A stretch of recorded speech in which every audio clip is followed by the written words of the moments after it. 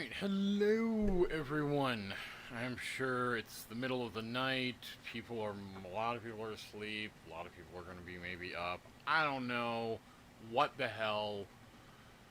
Someone dropped this cVault.finance on me, and I figured why not go take a look.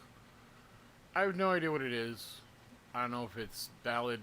I got no idea what it does. It was literally a link someone sent asking me what I thought.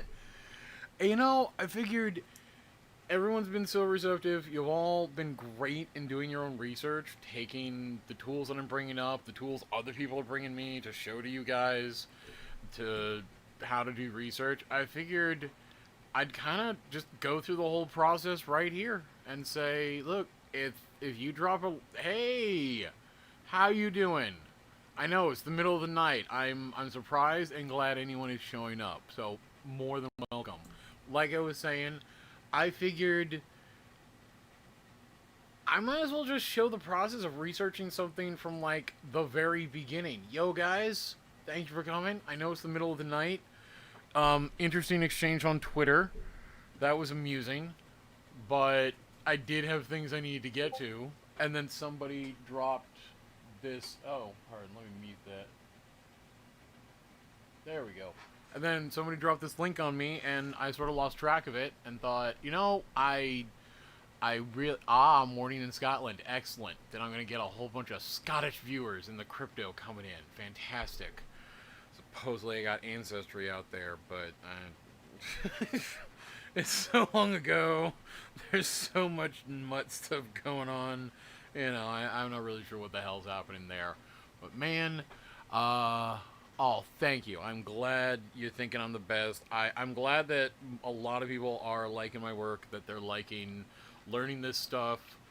It's working out beautifully. I'm glad that folks are being more cautious about their investments. They're doing their research. That, you guys are understanding that just because I look at something doesn't mean it's good or bad. I try to be conservative in saying outright scam.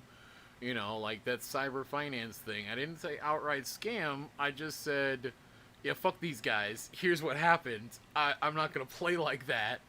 I can't say it's a scam because I didn't get close enough to find out. But it is walking like a duck. It is talking like a duck. I'm pretty sure it's going to fly away with all your fucking money like a duck.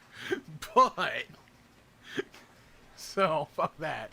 That Deus thing, like, I don't know what's wrong with people wanting to treat fucking white papers as marketing brochures these days. Give me some goddamn math. Oh, hey all. Did I look at rot? No, I did not look at rot yet. I am sorry. Oh, wait, that's the rotten sushi one. Okay, I got that link somewhere.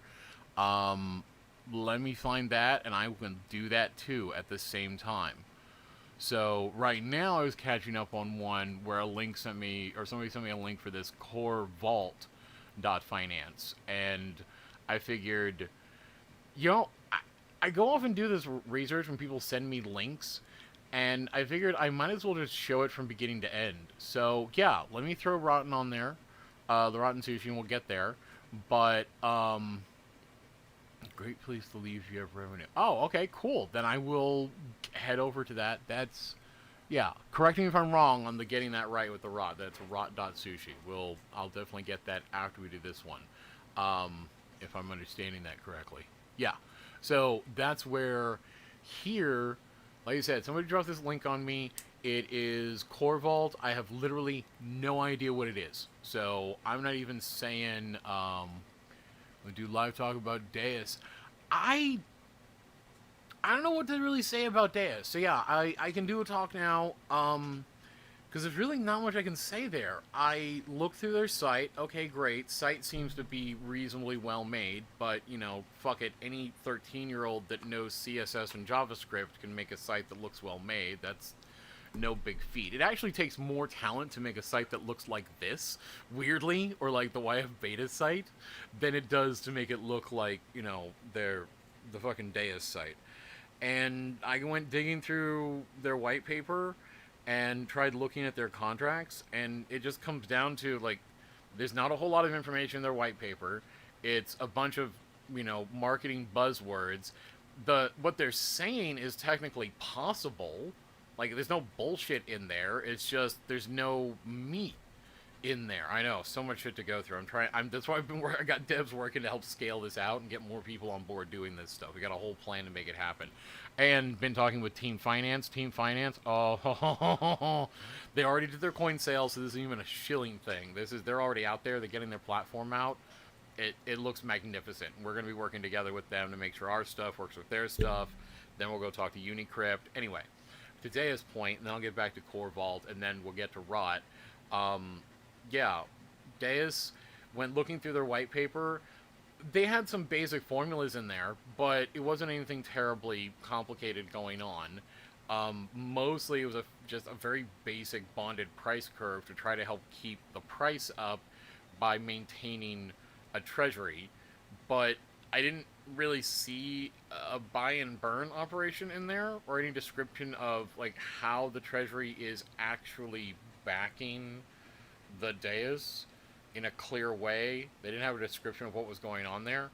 They just tried to claim, like, well, we'll have this treasury that will act as the backing for the Deus, and therefore it'll have this bonded price curve. Like, you're saying the right words, but you don't have all the numbers in quite the right places to make me feel comfortable. This feels less like a technical person wrote this paper and more like a marketing shill wrote this paper. And then I go looking through their code, and it's just this gigantic, complicated code. Like, okay, you're trying to build a big, complicated platform here that's doing a lot of fancy stuff. I can see what you're doing with all this extra functionality that you have coded in here that's not doing anything yet, because it makes sense, like, you're in the middle of doing stuff, and some of the stuff they're trying to do, like, literally other stuff isn't ready yet, Like, they want to talk to Polkadot, and they want to work with Zoracles. Like, okay, well, all of that is still work in progress, so I can understand why it's got these, like, dangling unfinished bits there, and the way everything's structured and named, like, well, okay, that's clearly where you're going to stick in whatever you finish, whenever that thing over there is finished that you're going to talk to, you're going to stick in the piece here that talks to that. All right, that makes sense. And going through the money flow, it's like, all right, the money's flowing into this vault. You've got, the doling out and the tracking of the Deus over here, and so that's, going to be coming out. And, all right, so everything seems to be fine. It's just, you guys don't sound like you know what the fuck you're talking about. Partly because you didn't go into enough details. So, I don't know. I couldn't tell if it's like they did the usual, well, let's dumb down the technical speak for the normies, and then they dumb down the technical speak to a point where when a technical person glances at it, you're like, what are you talking about? What you're saying doesn't make sense. So, maybe if I could get a chance to talk to a Deus technical person of some sort that can really dig into what the hell they're doing, then I could help clear up some of that. I'm not trying to do FUD. It's just one of those, I look at it and I'm like, I'm not saying you're bad. I'm just saying I don't entirely, like, you're not terribly clear about what you're doing with your entire plan here. I understand there'll be gaps because there's things still yet to be resolved because you're talking about integrating with stuff that's also in development. And that's okay. I mean, that's what we're doing with Team Finance. They're in development, we're in development. We're going to hit our targets together in development together. And they're the first partner. I got some others lined up for this whole auditable interface thing. So, yeah, it's like, all right, I'm not saying you're wrong. I looked at it. People asked me what I thought, and I had to say, I'm going to pass. It's not like they're going anywhere. This thing's going to be out there for a long time. I'm not going to feel bad if I find out they're the hot new thing later on, and I buy in a little bit later. Like, whatever. Besides, I'm just going to run, like, damn near my entire portfolio through Trib. So I'll be live streaming in a few hours for that one, too. Where you guys can watch me pretty much liquidate damn near everything I have. Run it all through Trib. And basically start using Trib as my savings account. Or, like, my reserve fund. Like, I'm going to live there for quite a while. And just take funds out to go trade with. And it should be absolutely amazing. Holy shit, they're up to $6 million in interest. God damn. Alright, anyway, sorry. Yeah, they got 6 million generating interest. Oh, sorry. Trib is my fucking amazing one. That's my gold standard for a project. I want everything anyone does to look as good as that. Alright, so, yeah, that's Deus. Not too... I'm not... I don't think they're bad. I just don't think they're that fantastic, so I kind of don't give a shit, you know?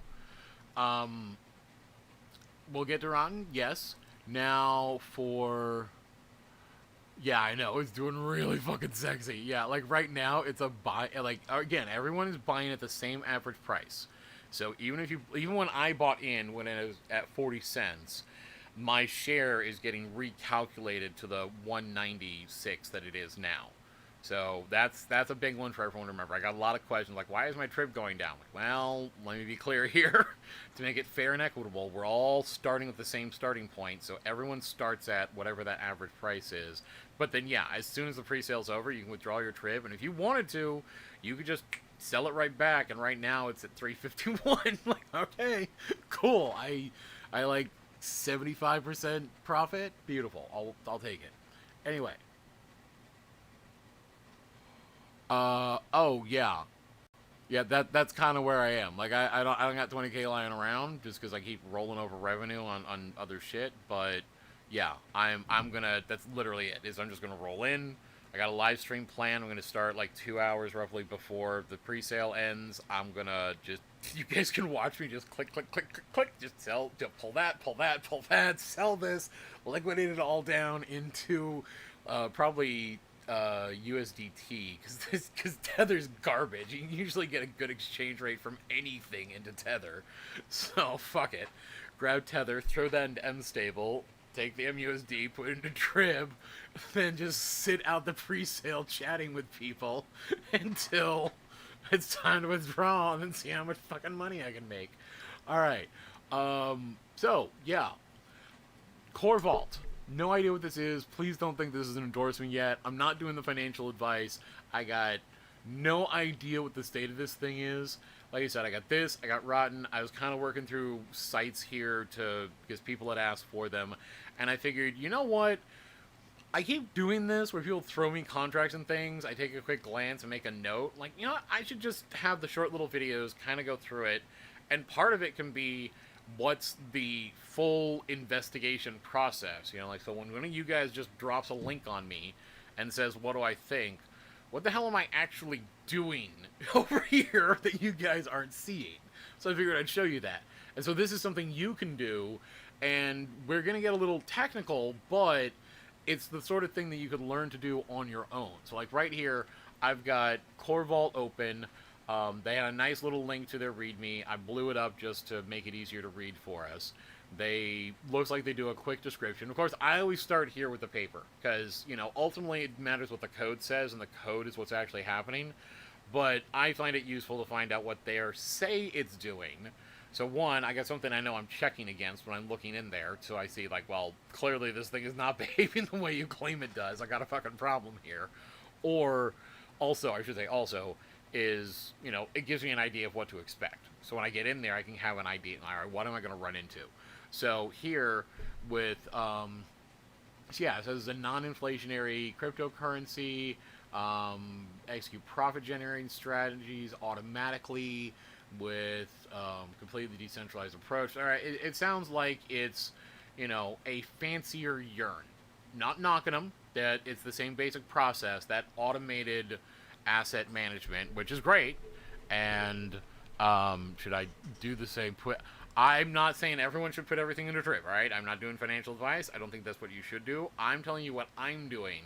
And I'm telling you I'm doing that because I had interview with Dev. They were in text chat because I wanted to remain truly anonymous. They gave me the initial contract address. I verified it through the site like I'm about to show you that I'm doing with cVault. And then I just start digging through the contracts, the transaction log, figure out everything that fucking happened there. And in doing all of that, it turned out, as far as I'm concerned, Trib is my gold standard for projects. The entire thing is already running. So this is a pre-sale, but it's not a pre-sale waiting for something to come, for a platform to come out. We're not paying any devs to do some work coming up. That's why there's no team allotment. There's no liquidity lock because there doesn't need. Well, basically, the pre-sale is the liquidity lock. So we don't have to worry about any of the escrow vaults or anything like that. There was just nothing. The devs have bought in, but they've bought in the exact same way everyone else has. So they're going through the same process we are. And I was able to see that in some of the logs, that like the early transactions were coming in, like, okay, this is clearly you guys buying in here, even though it was deployed from this other address. Anyway, on top of that, when it was deployed, it never had any governance or ownership. There was never a moment. I'll tell you about what I'm going to do with Trib in a second here. So I'll tell you guys, and then you guys can see the live stream coming up next time where I'll actually do it, and you can watch me set it up. But like I said, I went through the site, pulled the contract addresses from the code on the site to verify, went out and looked through it, dug through the transaction logs in the code. It's not a complicated system. It really is just MStable. It's just automating the usage of MStable. So most of the time, when you give it MUSD, it just goes to MStable and deposits that into savings. And that's usually all it's really doing. Pretty reliable return. That's solid, but that acts as kind of the foundation of the profit that it's doing. Then it's looking at the swap and seeing what the exchange rate is between various coins. And in that exchange rate, or in the minting process, where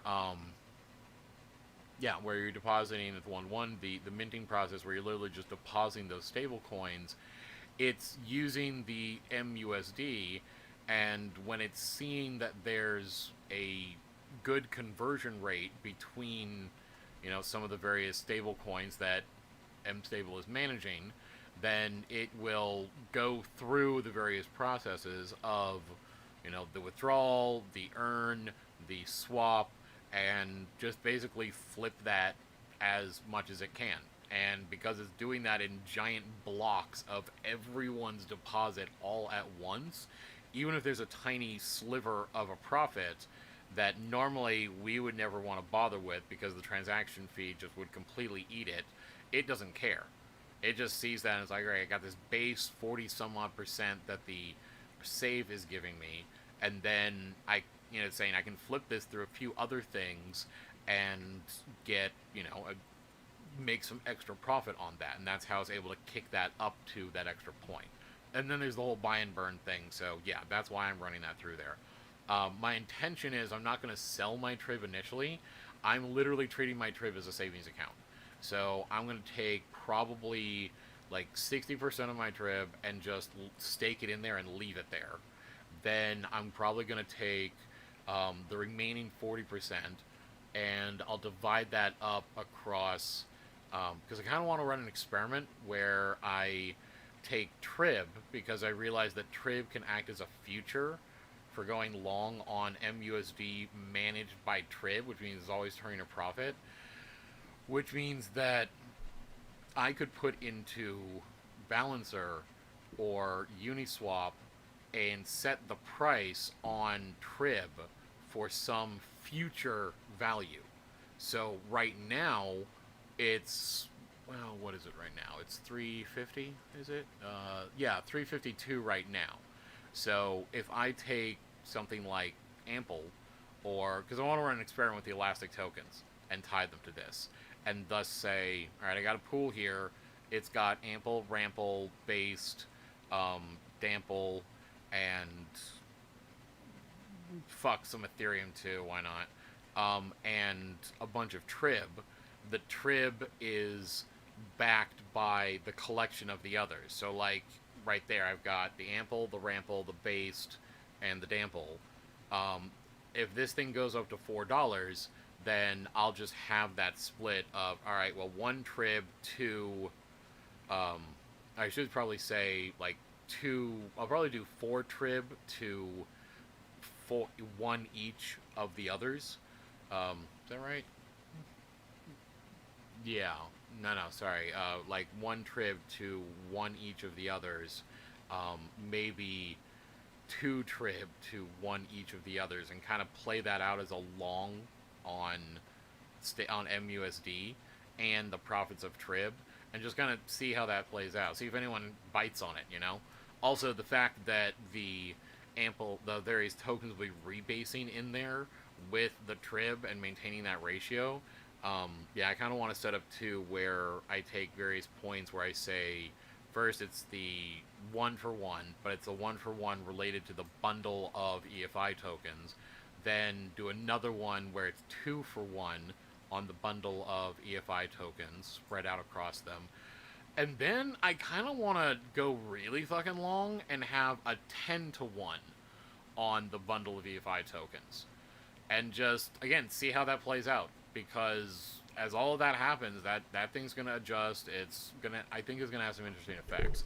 But again, it depends on whether anyone even buys the thing. So I'm not entirely sure. When I do that, I'll probably take that over to the various EFI teams, like the Rample. I've talked to the Ample team, so I'll probably take it to them and whatnot, and just kind of offer it up as like, look, I've pre-funded a modest liquidity pool here. Would you like to stick it in your geyser and see how it operates? I have no idea how this thing's gonna play out, but fuck it, you know, throw a few $100 at it, see how it goes. Yeah, and then that's it. I'm probably gonna hold on to the moonshot I got for consulting with those guys, because I'm working on consulting on the project. They're doing the work. I want to be clear here. I'm just double checking and helping them, you know, make sure that I made sure the pre-launch went well. So fuck it, I'm bought in because I'm helping out. I might as well keep it and see how it goes. Then got I'm gonna hold on to Uni because everything I can tell about from the price charts here is holy shit. The only thing the reason the thing hasn't mooned yet is because the trading bots are applying savage buy pressure to keep it down. Sell pressure to keep it down. So fuck it. Hold that until it just takes off. And I got YFV because fuck it. I've had nothing else to do with it, and I'm not really sure what to do there. Anyway, so yeah, as I was saying, we'll have a whole video with that. I'll break that all down. I'll do some math, figure out how I'm going to divide things up. But for Core Vault, like I said, I wanted to get into this because, as I said, somebody sent it to me. I figured I'll show you guys what I do. So, like I said, I can start off reading through here. This is where they're just, you know, some marketing jargon, explanation of what they're doing. Question. How far can Trib go with the interest? It can go anywhere. Yeah, I think the Trib, well, to be honest, I'm not sure what the Trib price market's going to be, because a lot of people are not going to want to trade Tribs. All right, let me work through the questions there. All right, so I was going to go through this, but we want to talk Trib. I'm fine talking Trib. All right. So yeah, we got what I was going to do at launch. I'll get to the last question. Market price for Trib. That's going to be a tough one to predict because, like I was just saying, with the balancer pools that I want to experiment with and see what they do and how they play out, especially but putting EFI in there. I know I'm crazy, but the way it works is Trib, like I said, can act as kind of a future on the price of redeeming MUSD and the interest on Trib, and since it's already turning a profit, there's going to be some people that look at it and think, well, fuck it, why should I pay more than the going price of Trib on Trib for Trib? You know, they'll look at that and like, let's just go with the 350. Let's say $4 or $5 it gets to. You know, all right, $5 just to make the math easy, I think. All right, they're going to look at that and like, all right, Trib is $5. I can use it to withdraw $5 worth of MUSD and get stablecoin. Some people look at it and say, one, don't give a shit about stablecoin. Fuck those. Others will say, yeah, I don't want to bother going through Trib. I don't give a shit about that sort of profit. I'd rather play the market and come through. And if someone were offered well, I'll sell you this $5 Trib for $5, okay, well, why do I need you? I'm literally breaking even on that deal. So are you, kind of. So what the hell?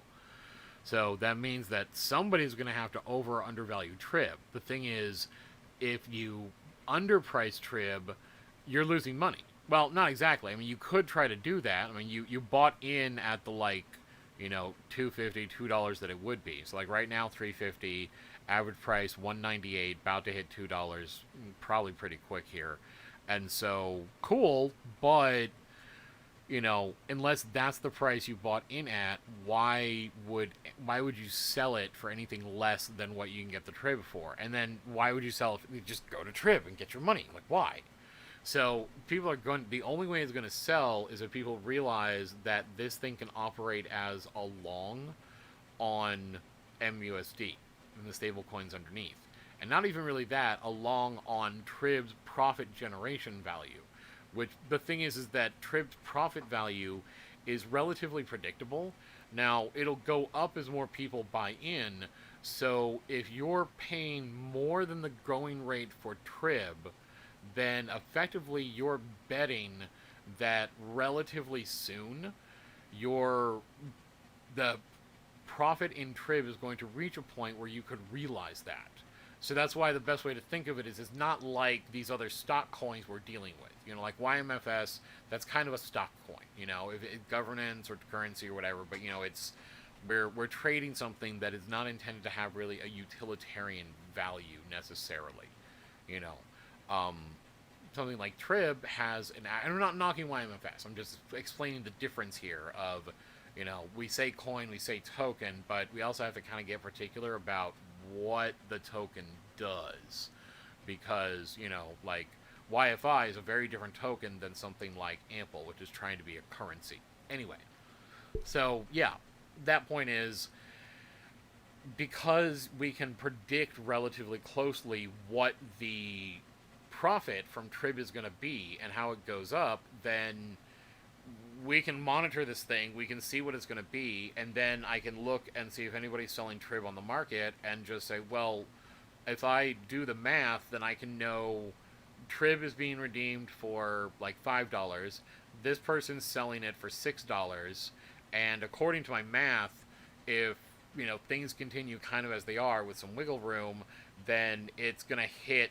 $7 in like 3 months. And so you just kind of end up with this case where, as far as I see it, you're left like, well, just buy Trib. It was like, period, buy Trib. I would not be surprised to find out that there really isn't Trib out on the open market, other than some people that don't entirely understand what they're doing, try to fuck a liquidity pool by putting in a jacked up amount, and so it doesn't work right.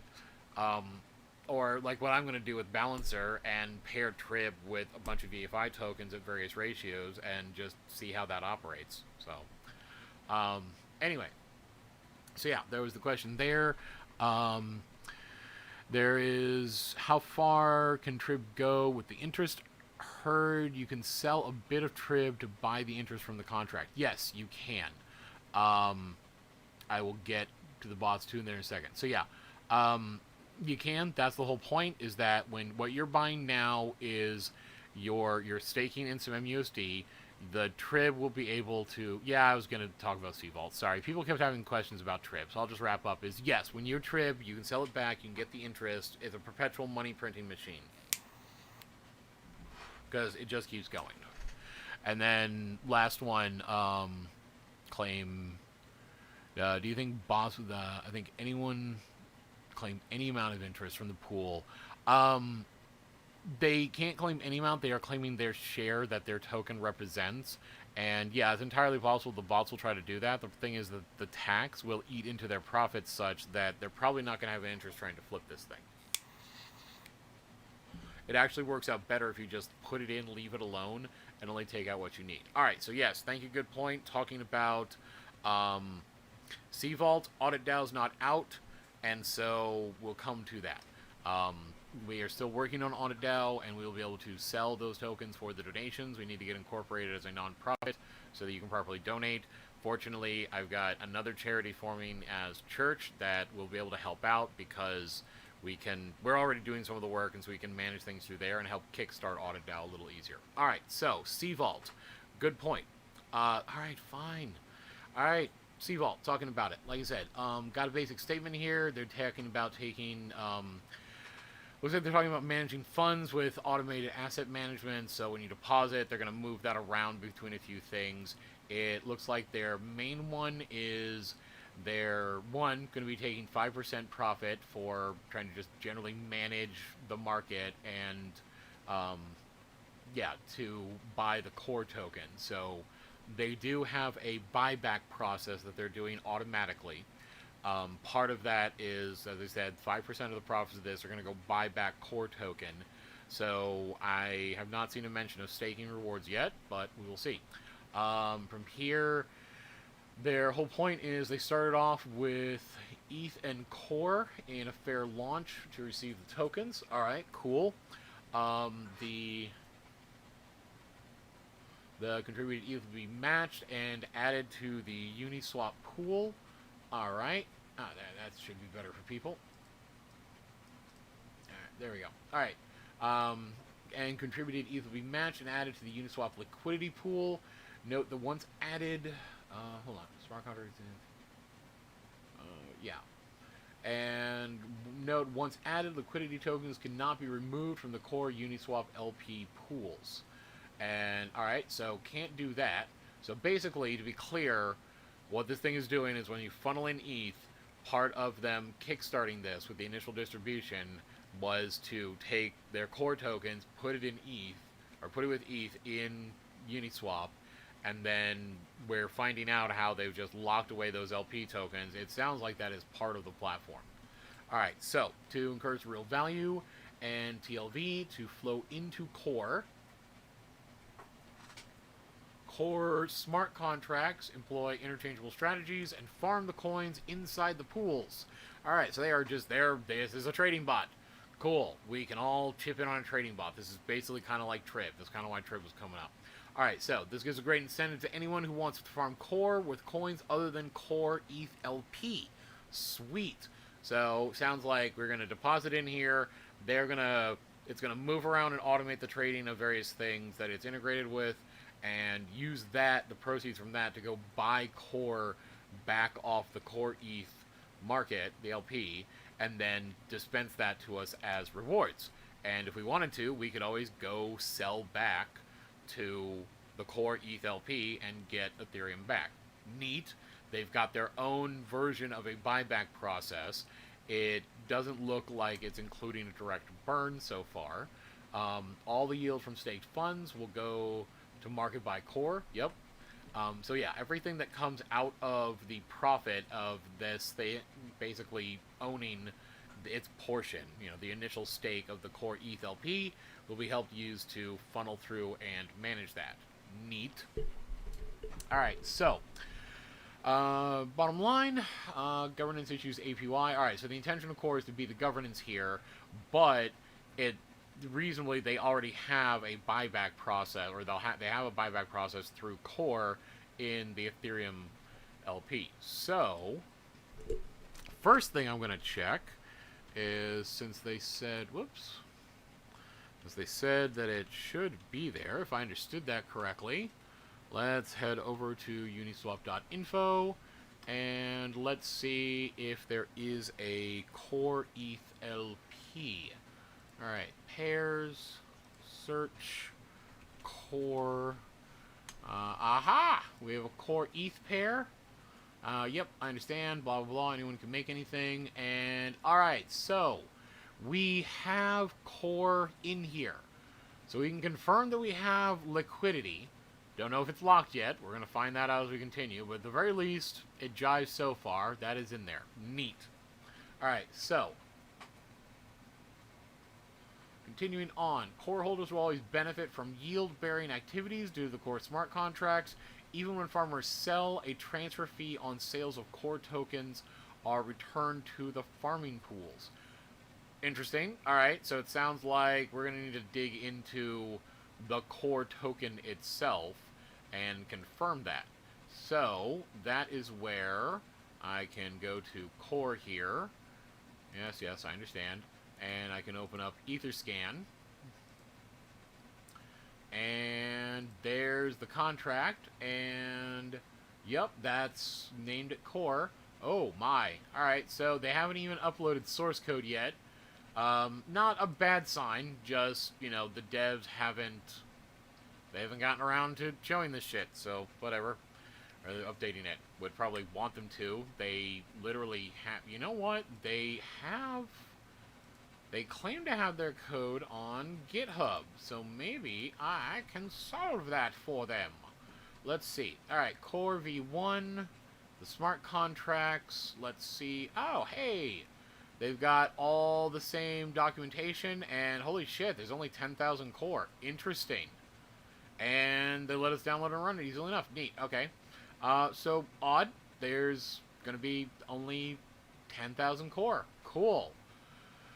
Well, I might have to consider getting in on this because there's still time left on the pre-sale. Alright, so with they've got a bunch of contracts here. Good God, there's going to be a lot to go through. Alright, need to verify that. So we're going to start with our core. We've got this. Oh, whoop, this one. Let me refresh and see if I can get the bytecode. Aha! Now that's tough to read, so I'll copy that out. I'll paste that over here.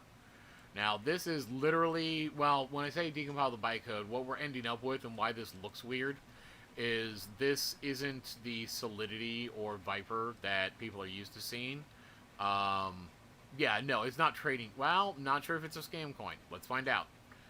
Could be. Don't know. That's why we're going through the code. It has said that, like, part of the reason to kind of explain, I'm not, saying it's good yet, but to explain what is going on is they're still in their pre-sale. In their pre-sale, they have already minted out their core. They have already taken some ETH. They've already placed that in Uniswap with the liquidity pool with that, and so boom, like everything's there. As you can see, it says there's 30,000 core, so we're a little concerned there right off the bat. Like, gotta dig in to see what's happening. It's saying that, here, when they're trying to keep the price up by buying it back from the market. Hello, good morning. I am not doing an audit so much as I am showing you guys how I research things. Somebody dropped this link on me. I also have Rotten Sushi that I'll be getting to that had questions on, what I thought of this. And I thought, you know what, I keep doing this investigation in private, might as well just do it in front of everyone and let you guys kind of see what I do to go through. When you guys send me a link and ask me what I think, this is what I do to give you an idea of what I think. So I figured, hell, I'll just show that. This thing isn't live. I don't know what this thing is doing. I don't have any money in this thing. I am figuring out what this thing even is and what it does. So I'm still digging through to figure that out. So I'm at the point now where I got here where they said that when they're going through the process of flipping tokens on Uniswap to go through the liquidity pools to make a profit, because basically this is a trading bot, then, thank you, then they're going through and essentially in trading that around, when they turn a profit, they're taking 5% of that profit, using that to go over to the core ETH liquidity pool here and buy core off the market and use that to fund the people that are staking and yield farming on this thing. And core itself is intended to be the governance token for everything they're going to be doing, but it's not available yet in the sense that the pre-sale is still going on. Nobody has any core supposedly, so not entirely sure. The core on Uni is a scam. Oh, that explains it. All right, thank you very much for telling me that. That explains what the hell is going on here. I was considering that maybe this was going to be something in, something about their burning stuff or whatever, getting into that. All right, so that explains that. So, fuck that. I can just drop that code here. We don't have to care about this. The link through Uni on the bytecode is also not good, so alright, we'll ignore that. You see what a pain it is to try to go through and figure out what it is? Alright, well, then with this, we can spend time going through here. Basically, they're going through, they're taking the Ethereum that you stake, they're going to be flipping that through various tokens that they integrate with on Uniswap, through the tokens they invest, they will buy and stake into or integrate with, and take a portion of the profits to then buy back core from market. So, with that, we need to know what contract this thing is talking to. And unfortunately, they don't have any contract addresses here, and it's not terribly easy to see what they're interacting with. Fortunately, what happens is that this is where... Is this right? Can I do this? Yeah, okay. Fortunately, what happens is that in the web page code there, and you can do that by just hitting F12 in pretty much any browser, it, boom, pops up something like this. You can go in and start digging around through the files that make up the website and how they're organized and see what's there. If we just click on everything, we've got this Waves Keeper. That's to interact with Waves. We've got MetaMask as the thing to interact with MetaMask. And here, thank you. It's the Etherscan. Cool. That will help.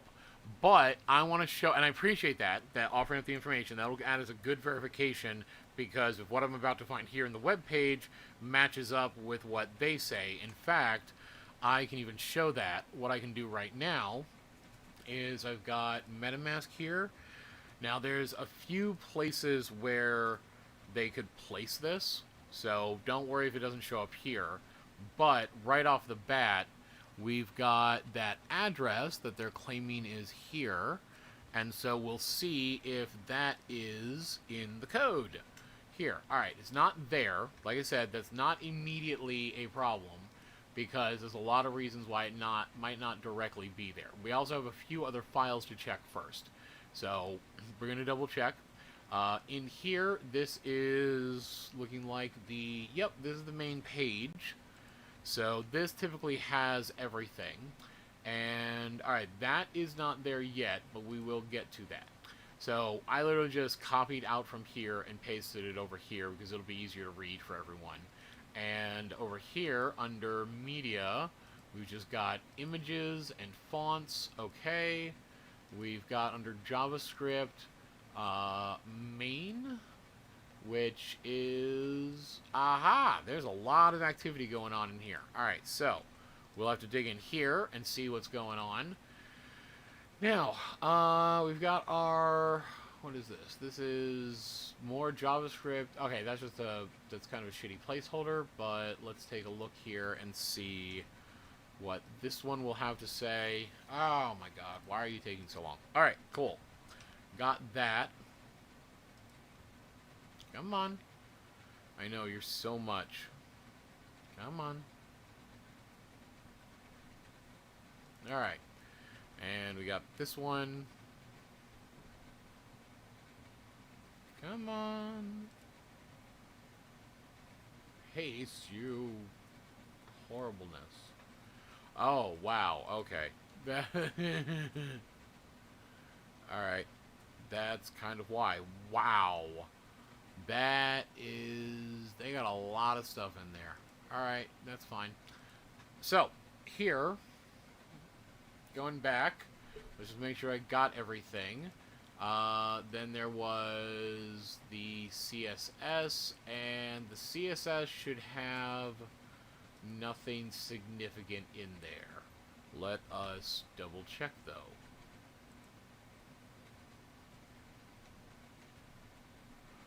Okay, so, quick scan of the CSS. This is perfectly normal CSS and has nothing weird going on in there. Not that it really can. Alright, we're cool. If you're gonna hop in their Telegram group, you can find their GitHub link. Yeah, no, it's... The GitHub link is on here. To be very clear for everyone, I appreciate you guys bringing up the info, but one of the things how I'm modeling this and trying to show is what research I do when I only have a website link, and how you guys can go from I only have a website link and I can't even find a contract, a telegram, or anything. Also, ways that in going through this, you can, if you're given a contract address, you can go double check that, yes, this is actually the one the website is interacting with. And they didn't just give you another contract address and claim that's what their website is interacting with. And I'm not saying they are. I appreciate the double check because that gives me a chance to be absolutely sure. but in this, when we're looking in the source code of the website here, we know that Ethereum addresses, smart contracts, wallets, everything. So I do appreciate the info, but that's why I'm not jumping straight to that. We know that all of them start with a 0x. And so when I do this, search for 0x, it comes up with a bunch of info. Now, this was, oh, pardon, that was the decompiled code. I don't want to give a crap about that, because that was the scam. So we'll forget about that. In here, with that 0x, we're going to search through. Alright, so that page doesn't have it. That's fine. That was a basic internal operation. And here we go. We've got 44 occurrences of 0x. Now, in this case, yep. Alright, so we've got that is definitely not a wallet address. That's not a wallet address. Alright.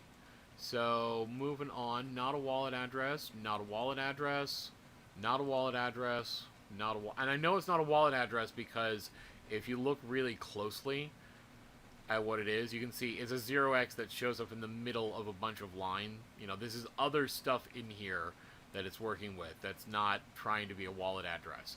Aha! Now we've got something.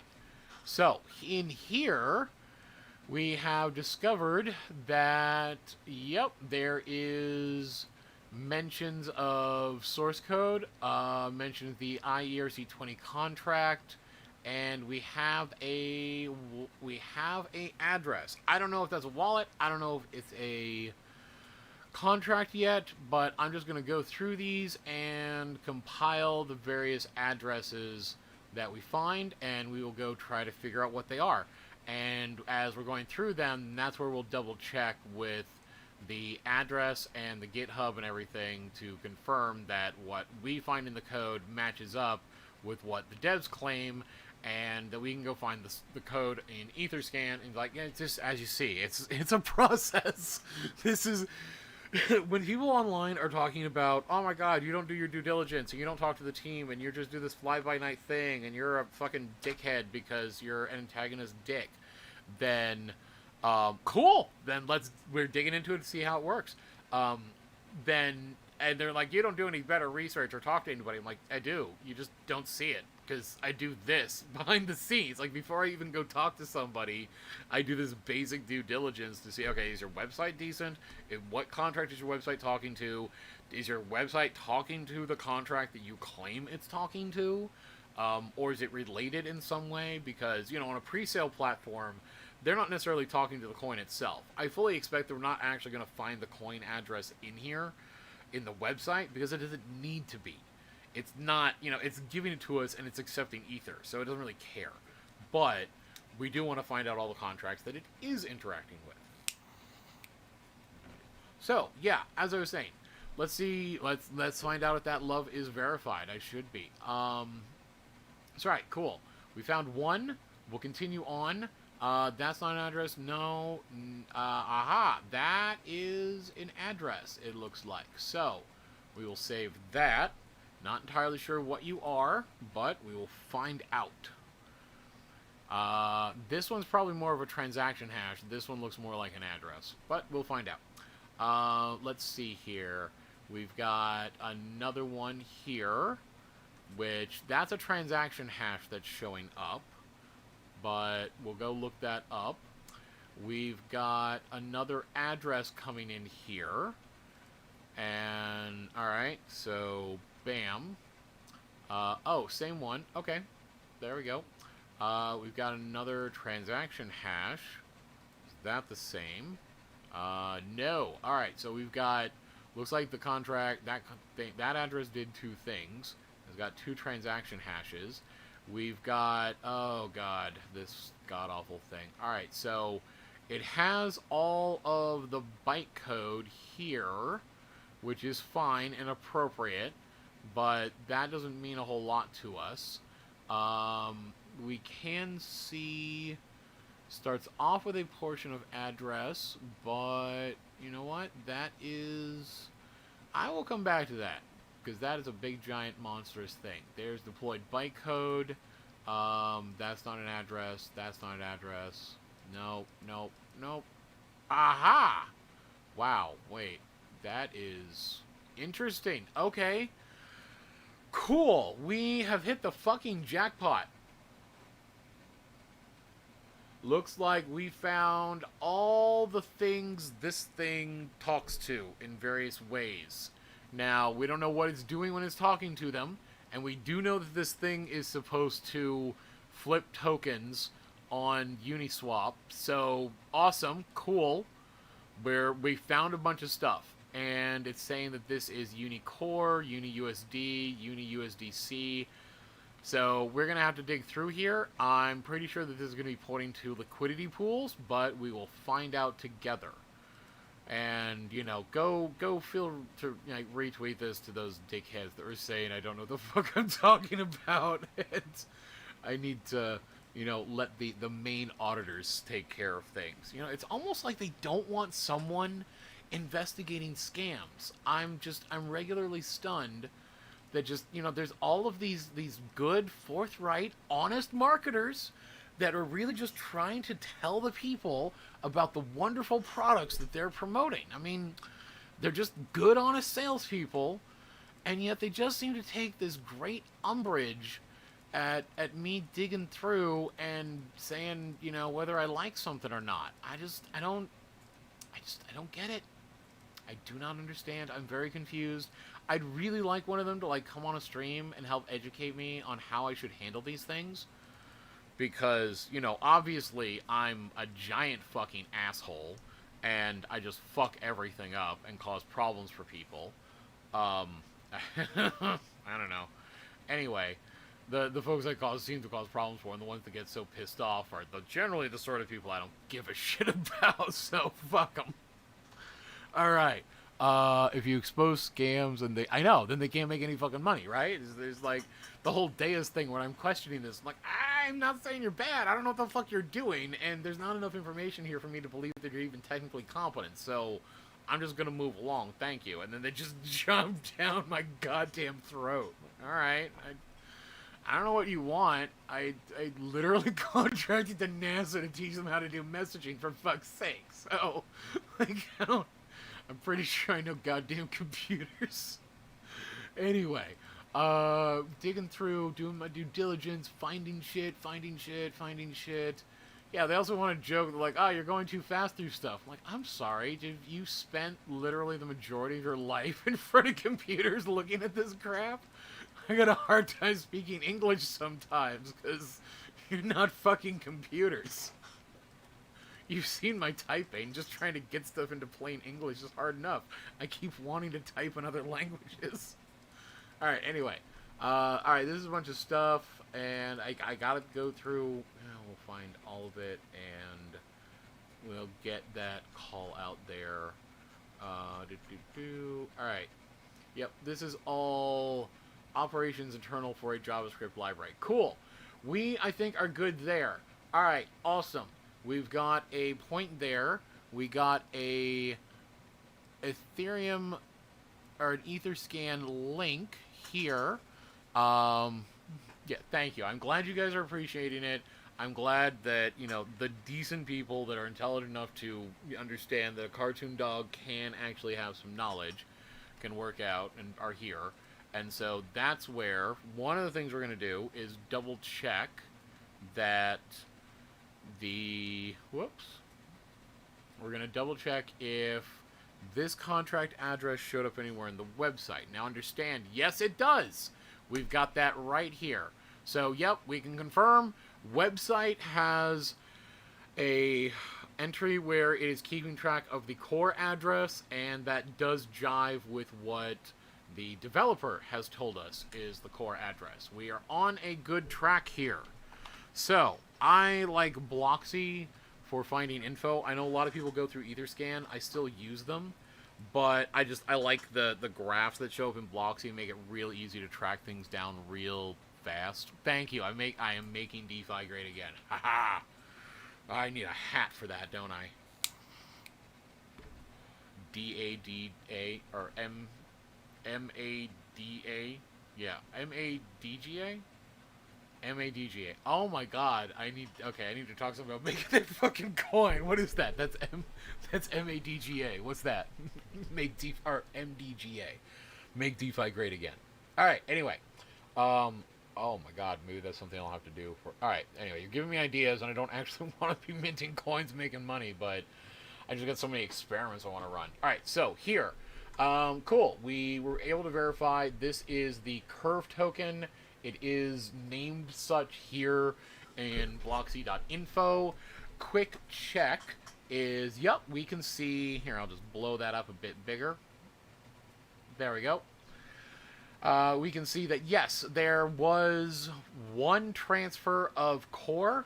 That core went from the 0 address during minting into core itself, so it's holding on to its own stuff. If we confirm that by looking at holders... Oh, God, no. Just let Trump ride, man.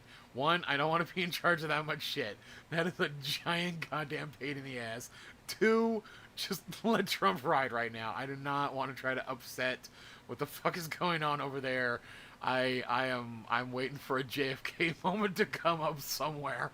Not that I'm happy about it. Just like, anyway, yeah. So to be clear, right now all the core is in core itself. So none has been distributed. Devs have none. No one has jack shit of this thing. Cool. So we basically have a liquidity lock in the token itself. Oh, yeah. You guys are holding YMFS or YF Beta?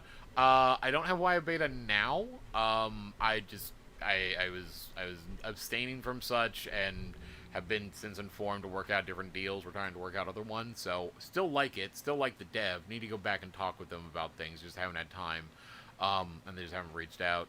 YMFS, working with the devs there, kind of helping them out, giving advice. Still entirely their design, still entirely their magic that they're putting in there to make it cool. Want to give them the credit, but they're asking me to double check things and make sure I'd be cool going ahead with the previews and approvals and whatnot. Same thing's going on with Yeld. So yeah, I'm holding on to the YMFS that I got paid for doing the consulting there. Hence why I'm not considering an audit. I'm just kind of like showing off the code and explaining things. Anyway, where was I? Oh yeah, so here in the token, the address graph, we can see that if it ever renders. Okay, there we go. Oh, sorry, address statistics, not address graph. That's what I wanted. All right, so address graph here is, okay, so we can see that everyone has been sending in Ethereum to the core token, and everyone is calling the add liquidity right now. Now, this also gives us a link to the factory contract on Uniswap. This also gives us a link to the Uniswap router version 2. And so again, anyone that's curious, I'm looking at blockc.info and so on. So yeah, I'm happy with how things have worked so far. You know, Core is holding its own token allotment. People are buying in through the Core token itself. So that actually seems to work out as like a nice little elegant implementation in the sense that you're trading with the token itself to help that manage it. So off it goes.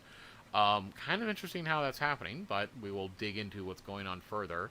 And yeah, I don't think I need to pull out any of the others. We can see that they're all just various addresses that are buying in.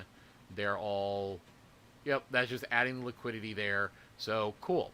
I'll want to get to these in a moment, but one thing I want to do is take a look at what's going on in Etherscan. So got that earlier, did double check that the addresses are the same, came in here, did double check that it is marked as core in the website, so I know I'm not looking at the scam core. That's where it's showing, because of the limit, like Etherscan doesn't dig into absolutely every, oh god, I always zoom in too much. Because Etherscan doesn't dig into everything, that's where it doesn't show the balance of core here, we can pull that up and find it. That's why I wanted to clarify. That's why we don't see it here. Right now, it's saying that it's got 258 ether that it's holding on to. So basically, we're watching the pre-sale go on. It is racking up its ether. The core token itself is just holding the ether. And it is also holding its allotment of core. Like, it's an interesting method to use the token itself as the pre-sale. Alright, so taking a quick look at the token page. Yep, here is where it shows the allotment of core and shows that it's at 10,000. Good. We can see there was the one transaction of transferring the token back to its own contract. Alright, cool. Everything matches there. So, now digging into the code for core. Now, this is a pretty typical one where when uploading source code and such, it is matching up and finding other it basically uploads everything and puts it all in one place. So there's 37 of them here. This could take a little while. We do have a nice point. This is one of the things that concerned me about Deus. Deus's source code did not match up. Whatever they uploaded didn't match the bytecode that was out there. And once I saw that, I was like, you know what, I'm done. Like, I'm sorry, guys. I don't care how good or competent you might be. You can't figure out how to upload the right version of the source code for your contract. I don't have time for your bullshit. I got other things to do. So, get good, scrubs. Let me know when you get your shit together. We'll talk. That's also why I was kind of so harsh on cyber finance, because I'm like, come on, guys. Like, we had a meeting. We talked about what you needed to do. You knew exactly what my requirements were going in, and you fucking didn't have it. And when I asked for it, you gave me a goddamn basic wallet address that you gave me fucking yesterday. So, fuck you guys. Alright, anyway. I don't know why they thought that was going to work.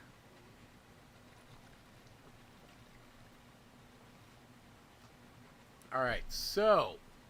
Goddamn. This might be a long one. I'll try to make it quick, because it's a code preview. I'm just mostly looking for giant fucking problems. Alright, so, here we are. We've got our core. I know it says this weird one, new bunny or NBunny ERC20. That's an extension of ERC20. Looks like clearly they have their own version, their own extension of the ERC20 contract. So I'm actually going to jump down there, since it looks like they have their own. I should probably take a look there.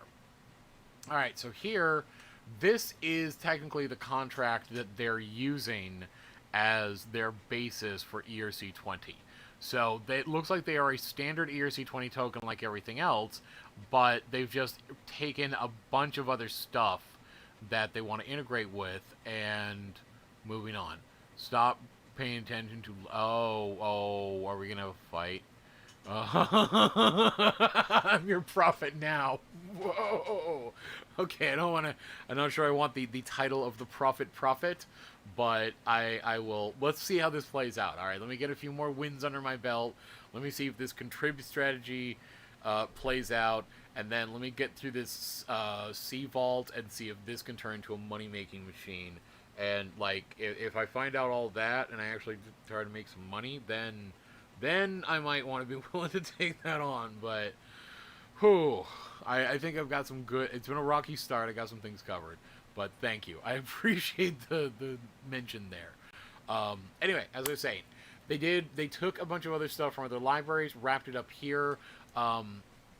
They brought in some options so we can see right there that, you know, they're using some good standard libraries, so good safe operations where they are, where they are using, you know, stuff from OpenZeppelin, all good. They've got some of their own components in here that they're using, and they are pulling things in from Uniswap to be able to interact with that. So, cool.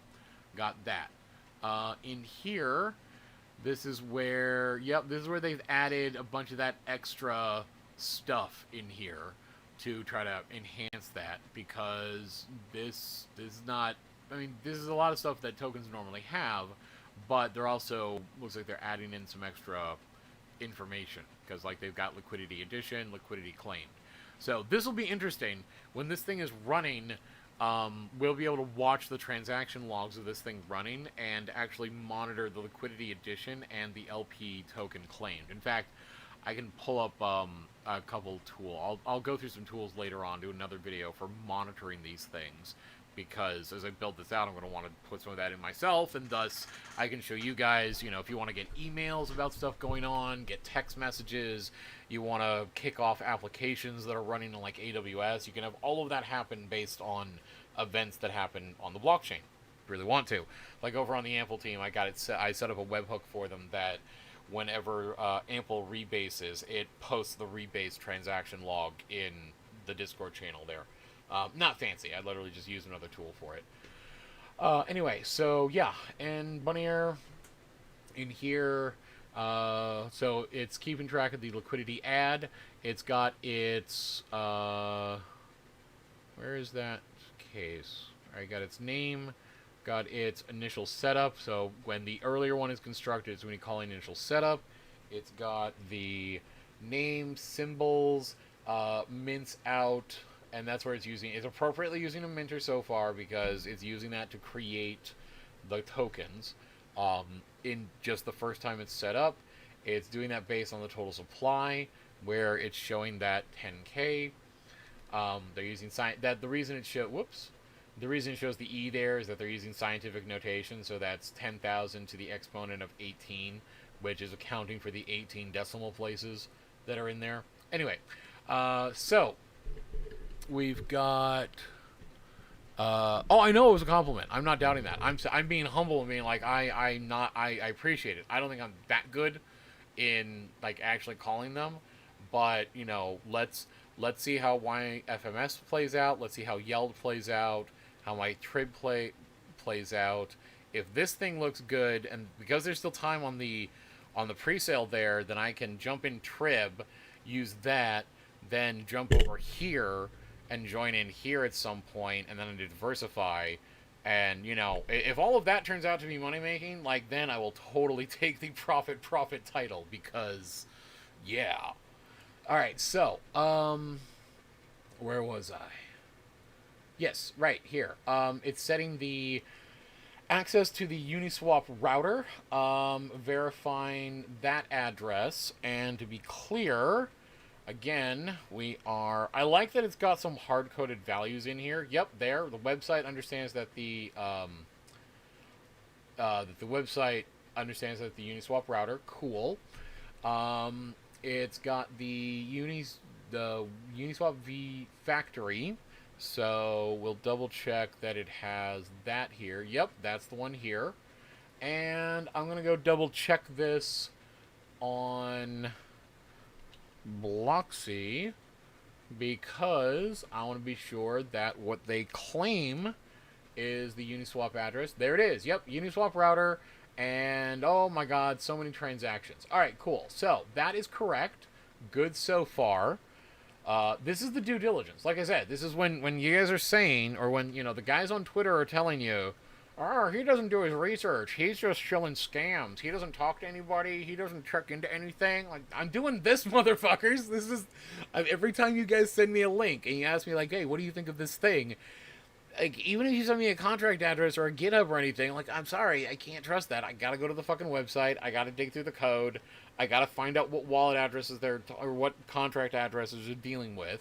I then gotta go double check things. You know, like right here. Oh, factory contract, Uniswap. Cool. This is the correct. They're actually linking to the component in Uniswap that creates the necessary contract for creating a pair.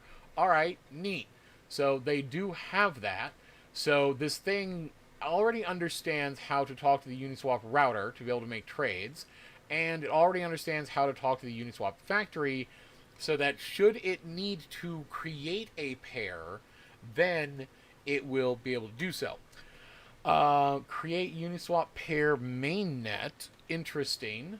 What is that doing? Down here, it's public, and in here it is not taking an argument. In doing this, it is going to require that the pair not be address 0. It's going to... Yeah. Is then going to call through to the Uniswap factory. Aha! Alright, so... Okay, so internal setup, we're going to see that called. So where was that supposed to be showing up? Let me see. Not there. Oh, there it is. Okay. So yes, here in the core in the core constructors, this is the thing that gets run when they send it out.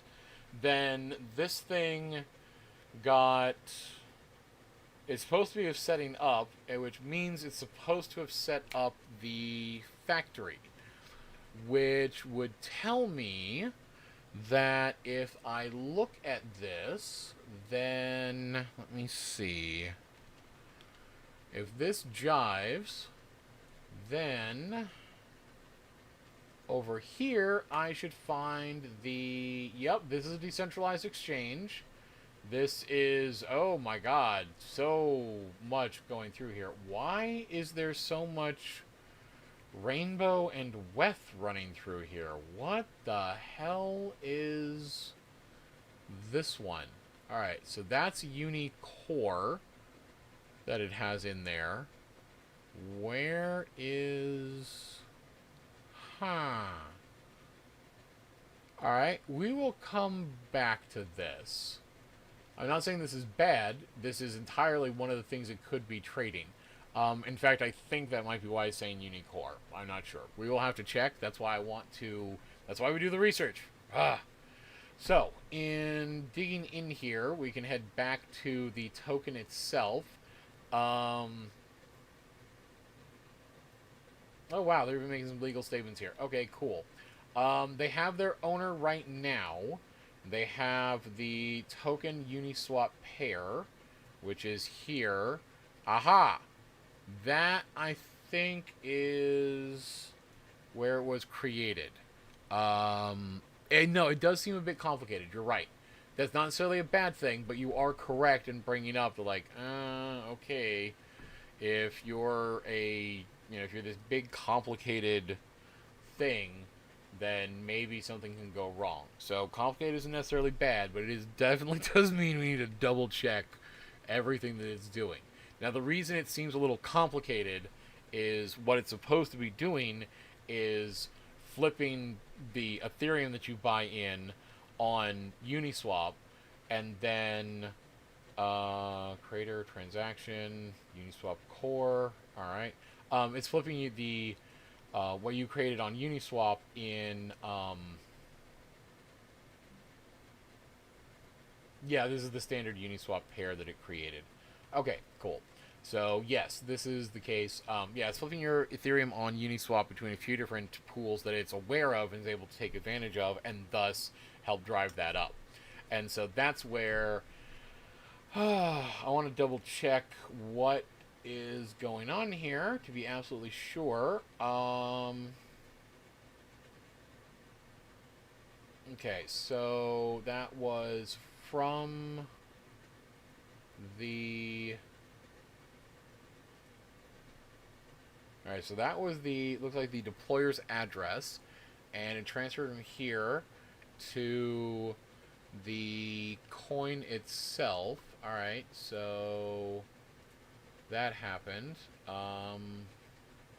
Let us see what's in this transaction hash.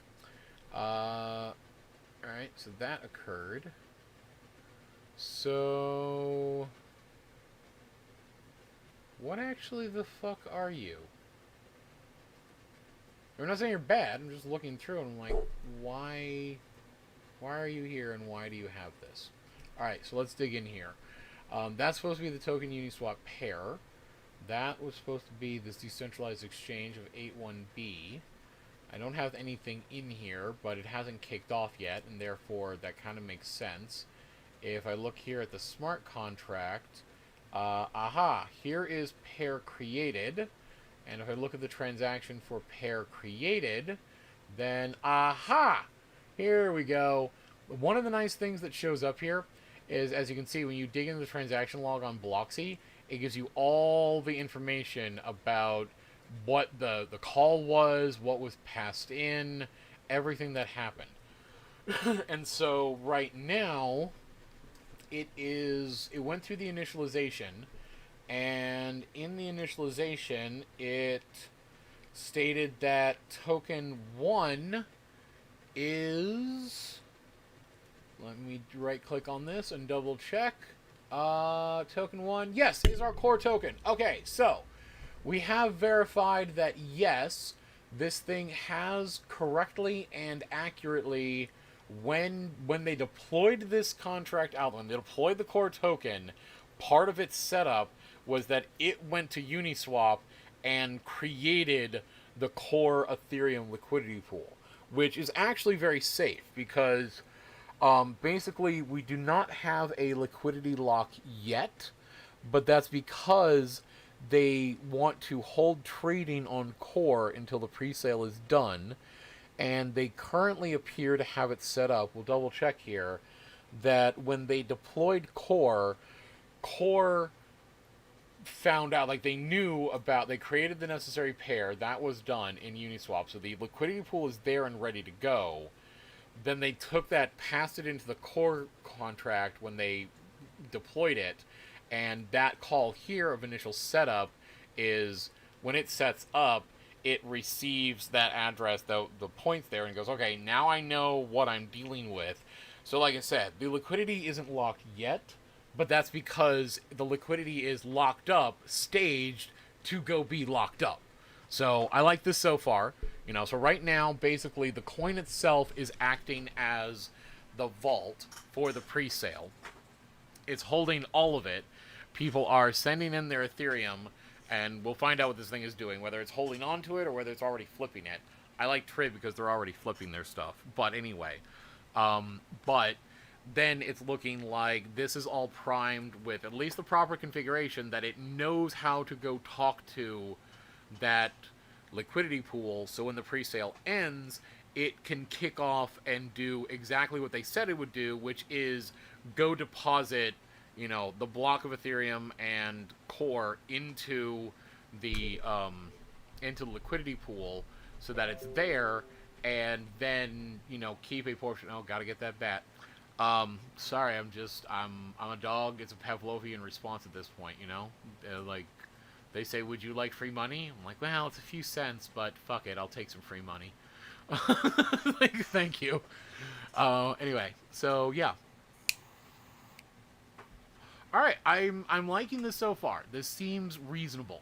It's a little complicated and somewhat annoying, but fuck it. It's all right. And it's kind of neat that they got everything self-contained. All right, so where we're going? Got some information on keeping track of its checkpoint. We've got some information on.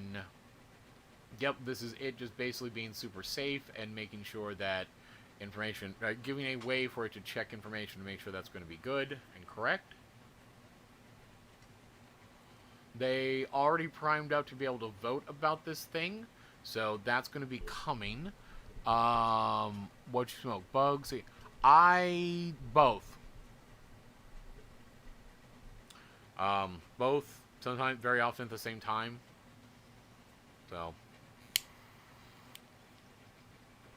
And before you ask, I am in a jurisdiction where it is legal, and I buy from a friend of mine that grows it himself and sells it out to shops. So I got my personal grower, and I just go to him.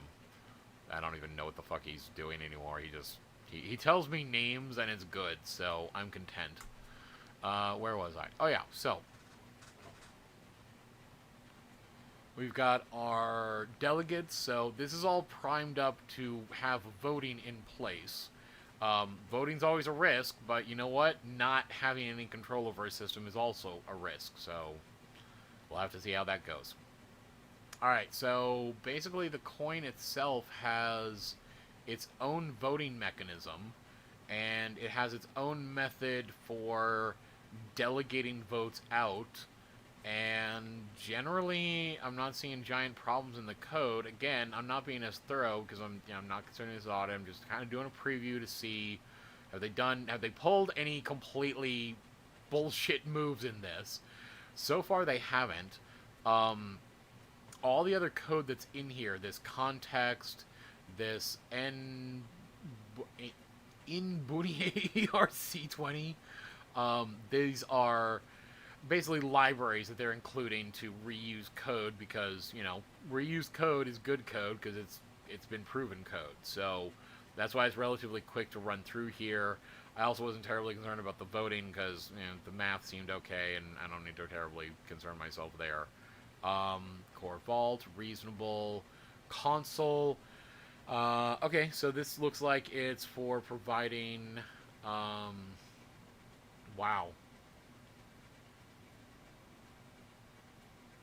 Wow. Alright, so this is just a bunch of log information so that it can talk out to the world and give information. Jesus, that is a lot of info.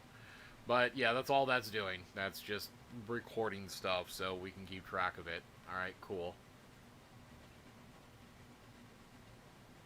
And technically it's doing some math too. I mean, this is probably doing a bit of logarithmic stuff and trying to keep that calculation, but that's where it's going to send log payload, is to send off what that point there is.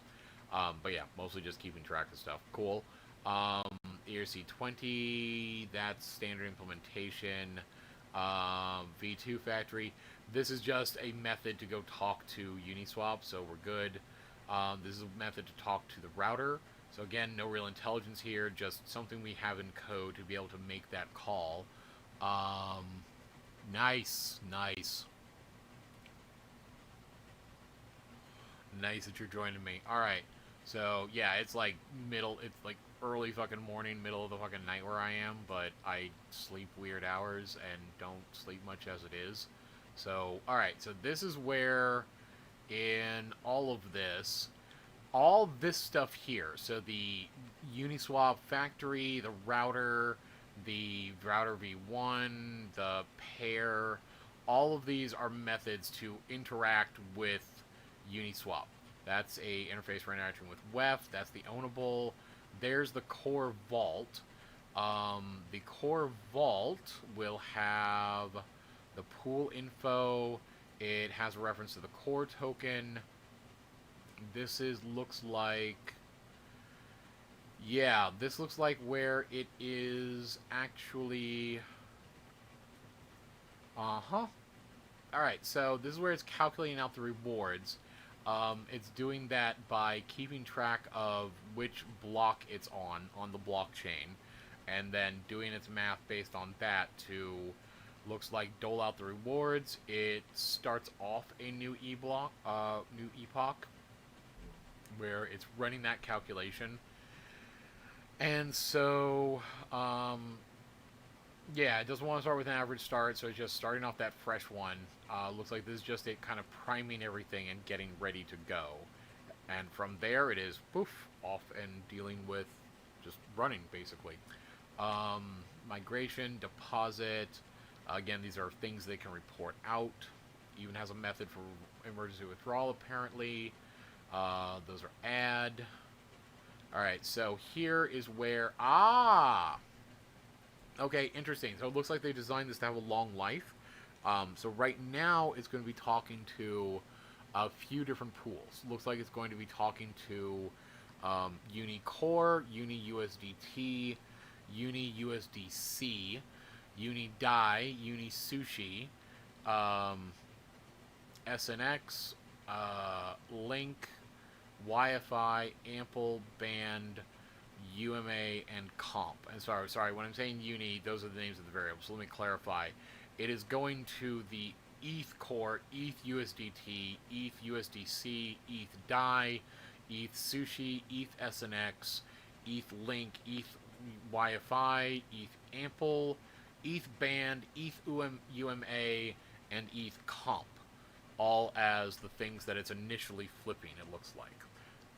Cool. Note that one added liquidity tokens cannot be removed from the core Uniswap LP vaults. This is by design. Yes. Thank you for pointing it out. Yes, I did have that, and did point out that it has it all set up that when the pre-sale ends, it looks like it is in the code that when they deployed this thing, it created the liquidity pair pool on Uniswap as part of that deployment, and then is primed up that when the pre-sale ends, it dumps its 10,000 core and that bunch of that Ethereum in there, and then starts flipping Ethereum on the various other markets that it's, or the pairs that it's able to interact with right now, and has a method by which you can add in an extra pair through the governance. And right now, that is being handled by the owner, but, you know, like, do we really mind if the owner adds yet more source of profit to deal with? Oh well. Alright, so there is a dev fee that is being collected for the contract. Looks like that is right now being done as 7.4. Again, remember that we don't have floating point numbers in Solidity or any Ethereum coding, so that's why we just move the decimal place around for simulating having or not having floating point numbers. Alright, so in here, they're just, looks like they're just taking out that little bit of dev rewards. So, yep, heads up, the dev's getting paid 7.24%. I don't see that as bad. I like the idea that the dev is only, like, their profit is coming from this thing making profit. I much prefer projects where the dev is making money in roughly the same way we are. You know, even if they're taking a fee off the top, if it's a percentage, then, you know, they're only making as much money as this thing makes money. And the only way they're getting paid is provided this thing makes money. And therefore, the way this is set up, they don't have tokens. They will not have tokens unless they decide to go buy them on the market like anyone else, because technically you can just buy core from the LP pool. And that's it, you know, we don't have to worry about them dumping. We don't have to worry about a time lock. We don't have to worry about any of that. It's all, they're getting paid as this thing makes money. I love it. Alright, so, pending core, we've got, okay, that's just a method by which, you know, it's not in place yet, so we want to give some information to the users about what is going on. Mass update pools, so it just gives it a way to say, alright, go deal with all the profits from there. Yeah, basically just going through the pools and saying, cool, we're just going to pull all that and distribute the rewards all at once. So, not a big one, not going to be used terribly often, but because it's going to be doing a lot in there, it's, because it's iterating through all the pools, pardon me. Yeah, it's eventually going to be pulling all of that in. Okay, interesting. So, if we go up to, okay, so yep, that was there. Alright, so update pools where it's passing that in. For the pool info, that's where it's holding on to an array of those pool infos. So let me go up and see what is going on with that pool info. Wow, okay, so people be aware, I think Trib and MUSD is a scam. Alright, so if you look at MUSD liquidity pool, there is only 160,000 liquidity on Uniswap pool from the 34 million MUSD coin. You cannot even swap 10,000 MUSD to USDT without huge loss. 1,000 MUSD will only get you 834 USDT. So how the fuck a million USD can be redeemed from the pool and changed back to USDT? Well, part of that is that you've bought in. So to be clear, on Uniswap, yeah, the liquidity pool on Uniswap, well, Uniswap isn't involved here, so we don't give a shit about Uniswap. Like the liquidity pool in Uniswap is not relevant to anything Trib is doing. Like, I'm sorry for the people that didn't want to talk about Trib, but it keeps fucking coming up. The money is coming from here in in MStable. So when we're talking about how the fuck is this thing making money, oh my god, look at this. All it does is fucking talk to MStable, and oh wow, look at that. It's got $34 million in its total supply. So yeah, how does it convert? I don't know. It fucking goes to where all the money is, and does it there. So I don't know what you want to say. Uniswap's not fucking involved in the process, so don't fucking care. The intention is not to sell Trib on Uniswap, so I don't know what your goddamn point is. If you'd like to elaborate and clarify what the hell is happening, then okay. Like, I'm willing to have this fight, guys. Why do you think Uniswap is significant to a platform that doesn't interact with Uniswap and is not intended to be traded on Uniswap? You can do that if you'd like. I'm going to try to run an experiment there, but, you know, just to throw out there that point of why the fuck is Uniswap relevant to a platform that doesn't talk to Uniswap? Oh, you can't spend MUSD. MUSD is useless. Ah, is Y-curve useless? Just thrown out there. Because MUSD is literally just a different Y-curve. So I don't know what to tell you on the, you know, MUSD is useless. Like, okay, well, the whole point of MUSD is that it's a derivative of a bundle of stablecoins. You can go redeem MUSD for the fucking stablecoins. So clearly, we've got a bunch of fudsters that have run in here, probably because they're the guys over on Twitter that are scamming people and are pissed off that I'm calling out the scams, and they think that I'm some sort of shill trying to profit off Trib. And there's no way anybody can be profiting off Trib other than to fucking buy into Trib. So, I don't know what to tell you there. 2, not a fucking shill. I just talk about code and projects and whatnot. 3, why the fuck are you bringing up Uniswap? Uniswap is not involved in this process at all, so it's not relevant. 4, why are you even discussing MUSD as a thing to be traded in and of itself and claiming it has no value? Because it's not its intent. It's like curve. It's a fucking Y curve, for God's sakes. It literally is a differently tuned version of Y curve. So that's not the case. And second, Trib is making money by flipping through MStable. Primarily, its main point of earning, like its base rate, is the save. It's kind of just tanking, like parking things in save to earn that APY as it's going through, and then as it continues flipping through and making money, it will sometimes pull the MUSD out of here, and when it finds out in the swap or through the redeem and then a minting process, well, really here it's the 1-for-1, so redeeming and then minting wouldn't really affect things, but sometimes through the swap, when it notices there's a profit made, it will make that swap. So, yeah. Like, I don't know what to tell you on anything you're saying. Like, you clearly do not know what MUSD even is. You clearly don't know what Trib is even supposed to be doing. So, would you like to do some fucking research and try again? So, nobody wants MUSD. Okay. You spend 1,000 MUSD to stablecoin and now only get 384 USDT. That's not how MStable works, but okay.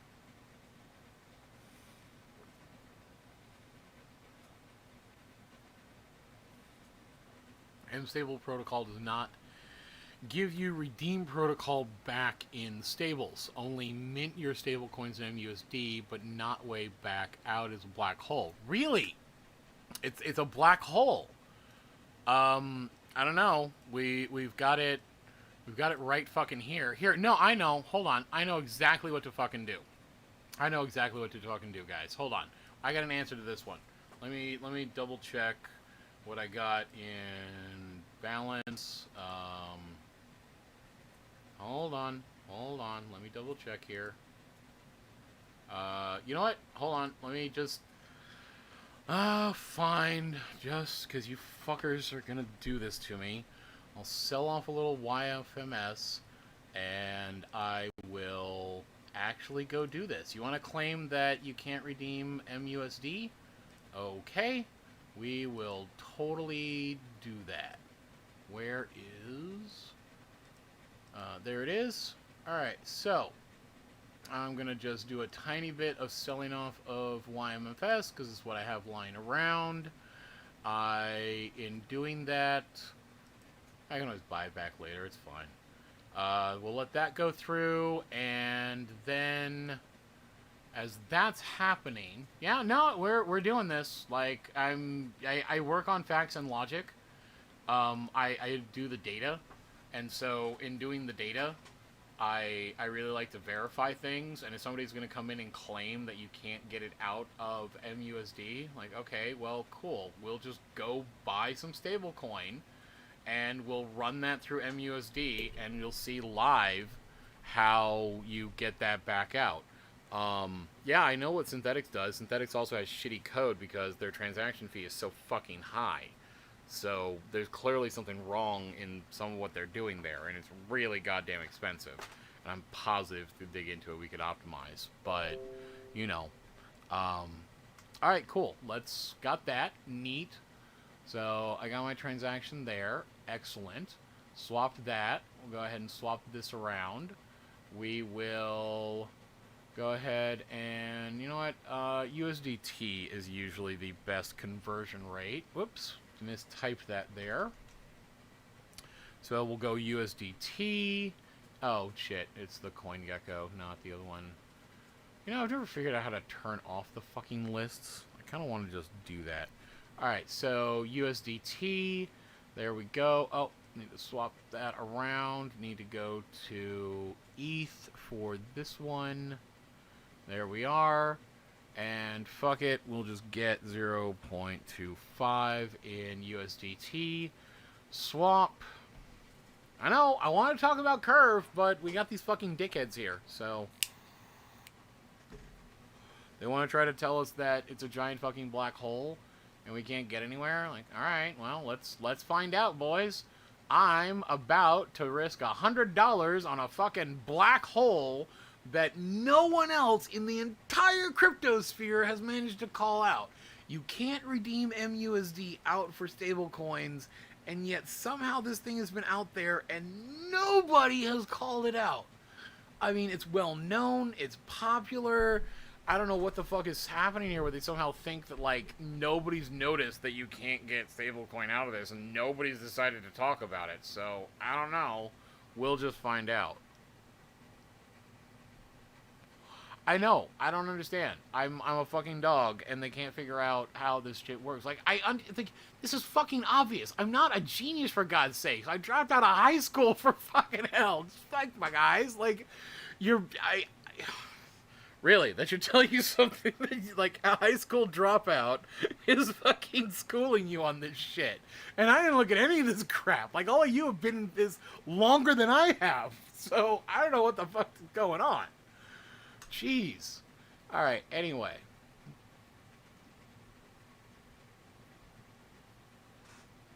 Yeah, anyone wants to try to pick on the high school dropout part. Like, I dropped out of high school to go work in IT, so...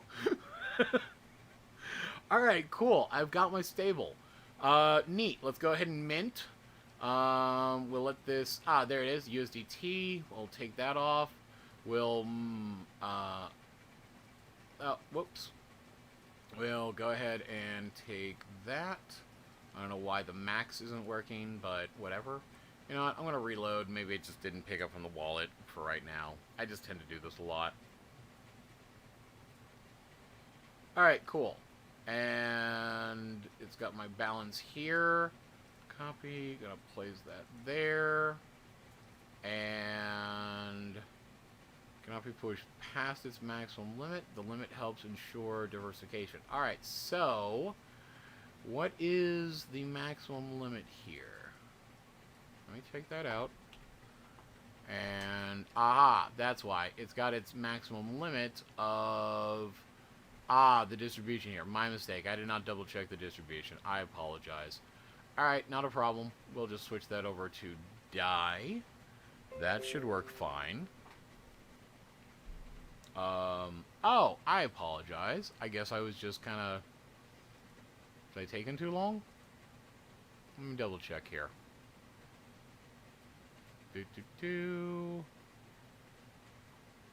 Okay, that should be fine. Alright, let me double check that I've got my USDT and that. Alright, so, cool. So, yep, sorry, picked the wrong one. I apologize, my habit. I usually just go with DAI, because fuck it. But, you know what? Let's go ahead and go 0.25. We'll pick up DAI 2, and we'll just mint a whole bunch of them. Why won't we? You know? Why not?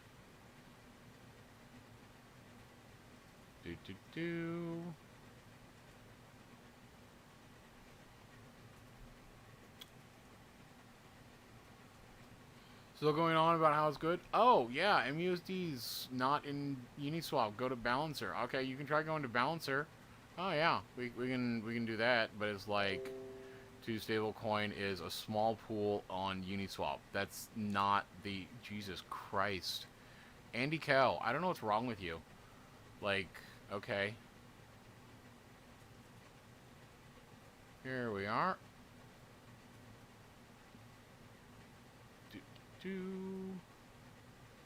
Alright, load up, and there we go. We'll take you out. We'll deposit that max. We are going to approve. Yep. We're going to approve you to be able to let me spend DAI with you, whatnot. There we go.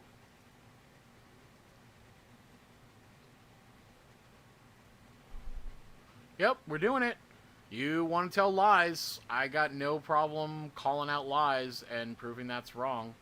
So, hold on there. We're literally going to just live show that you are completely full of shit and you don't know what the fuck you're talking about. Like, I swear to God, if you're going to try to spread FUD, you could at least get that accurate, you know? Oh, look, here we go. Here's MUSD. And we're going in.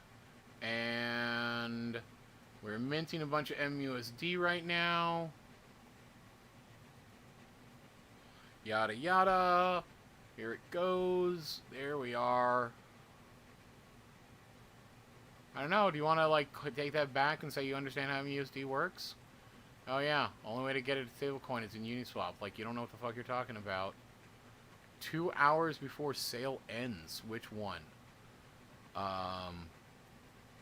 Oh, yeah, thanks. I'm gonna be back 2 hours before the sale ends. It's 14... So, to clarify for everyone, Trib pre-sale close in 14 hours. I'm gonna be back in 12. I'm gonna do a live stream where I just move a bunch of my assets over and poof into Trib to make a bunch of profit. And lo and behold, I minted my MUSD. Fantastic. So, what can I do with this MUSD? I don't know. This guy said I can't get anything back. There's a redeem button here. Oh, shit. There's a redeem button. Oh, crap. It lets me send in... Oh, okay. Neat. And what do I want here? I could have that split up across a bunch of different coins. Alright, what else could I do? Well, it doesn't really die, so I can just take that off.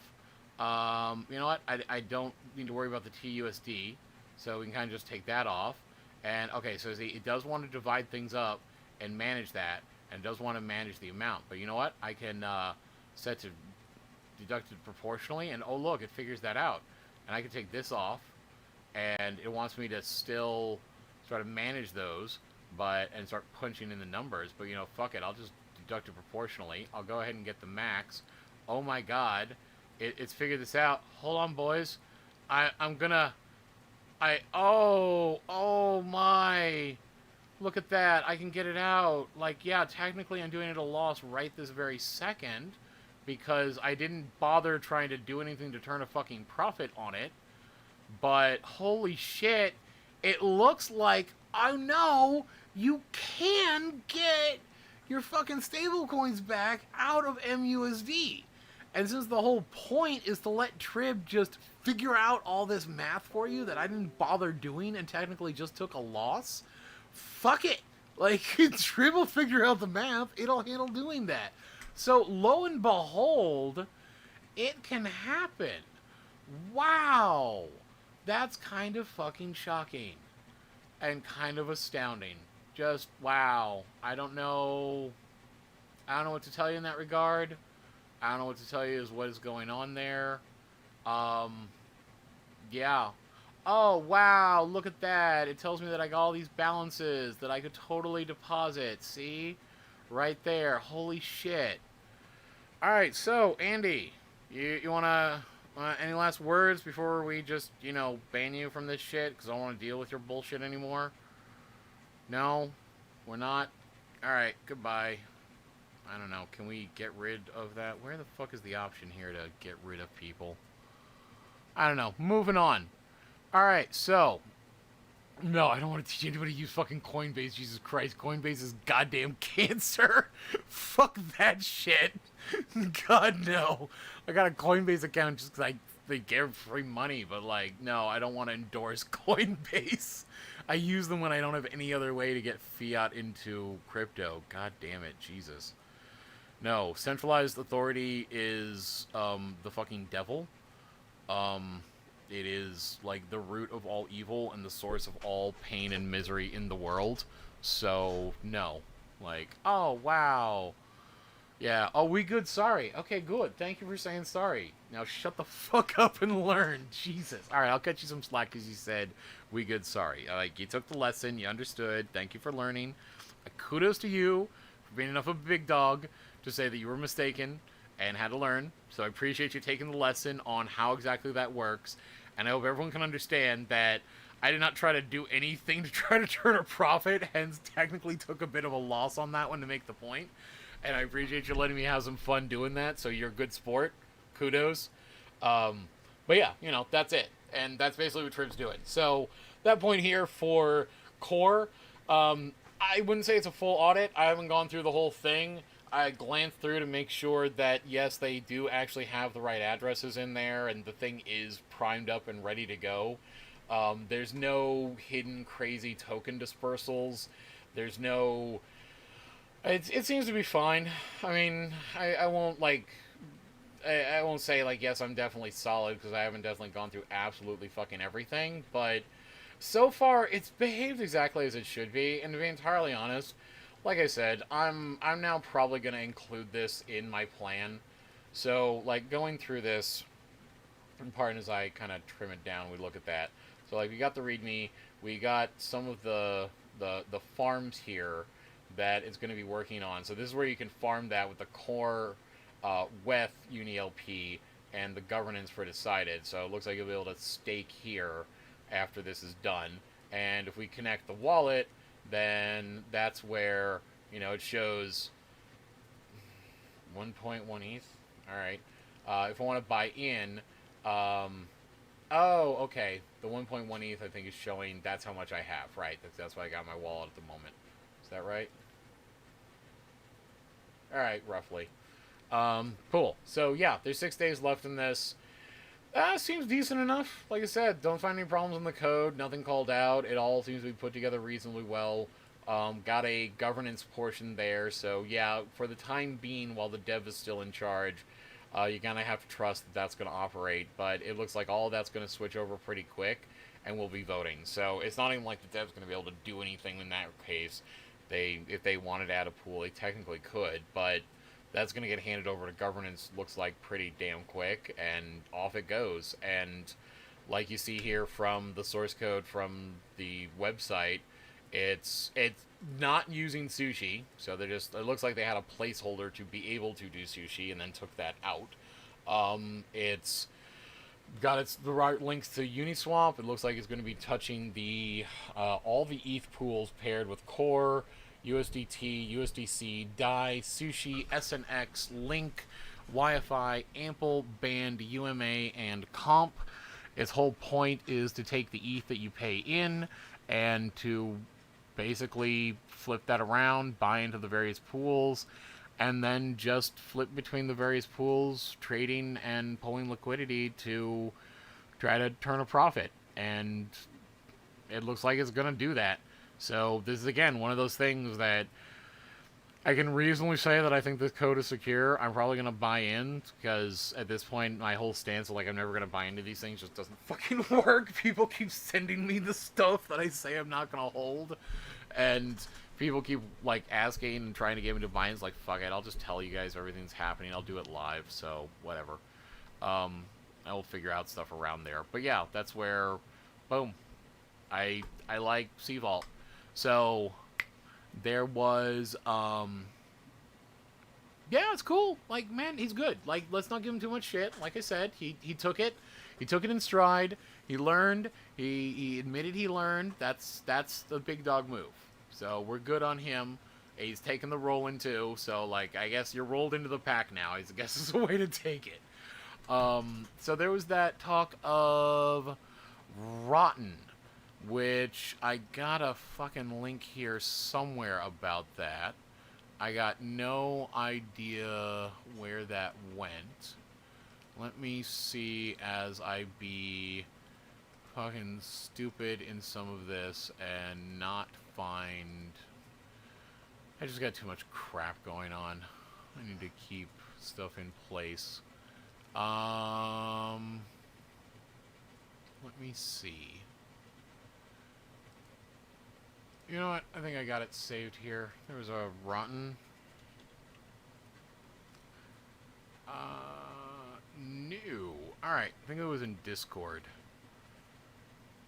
Let me find that. I want to make sure I find the link that people were referring to before I just wander off and figure out other things. Let me see here. Where did that one go? If anyone happens to have the link to Rotten real quick, that'd be helpful. Then I could just pull that up, so I could try to find it. Nope, that one was bullshit. There's that, there's that, there's that, there's that. Oh God, where did it go?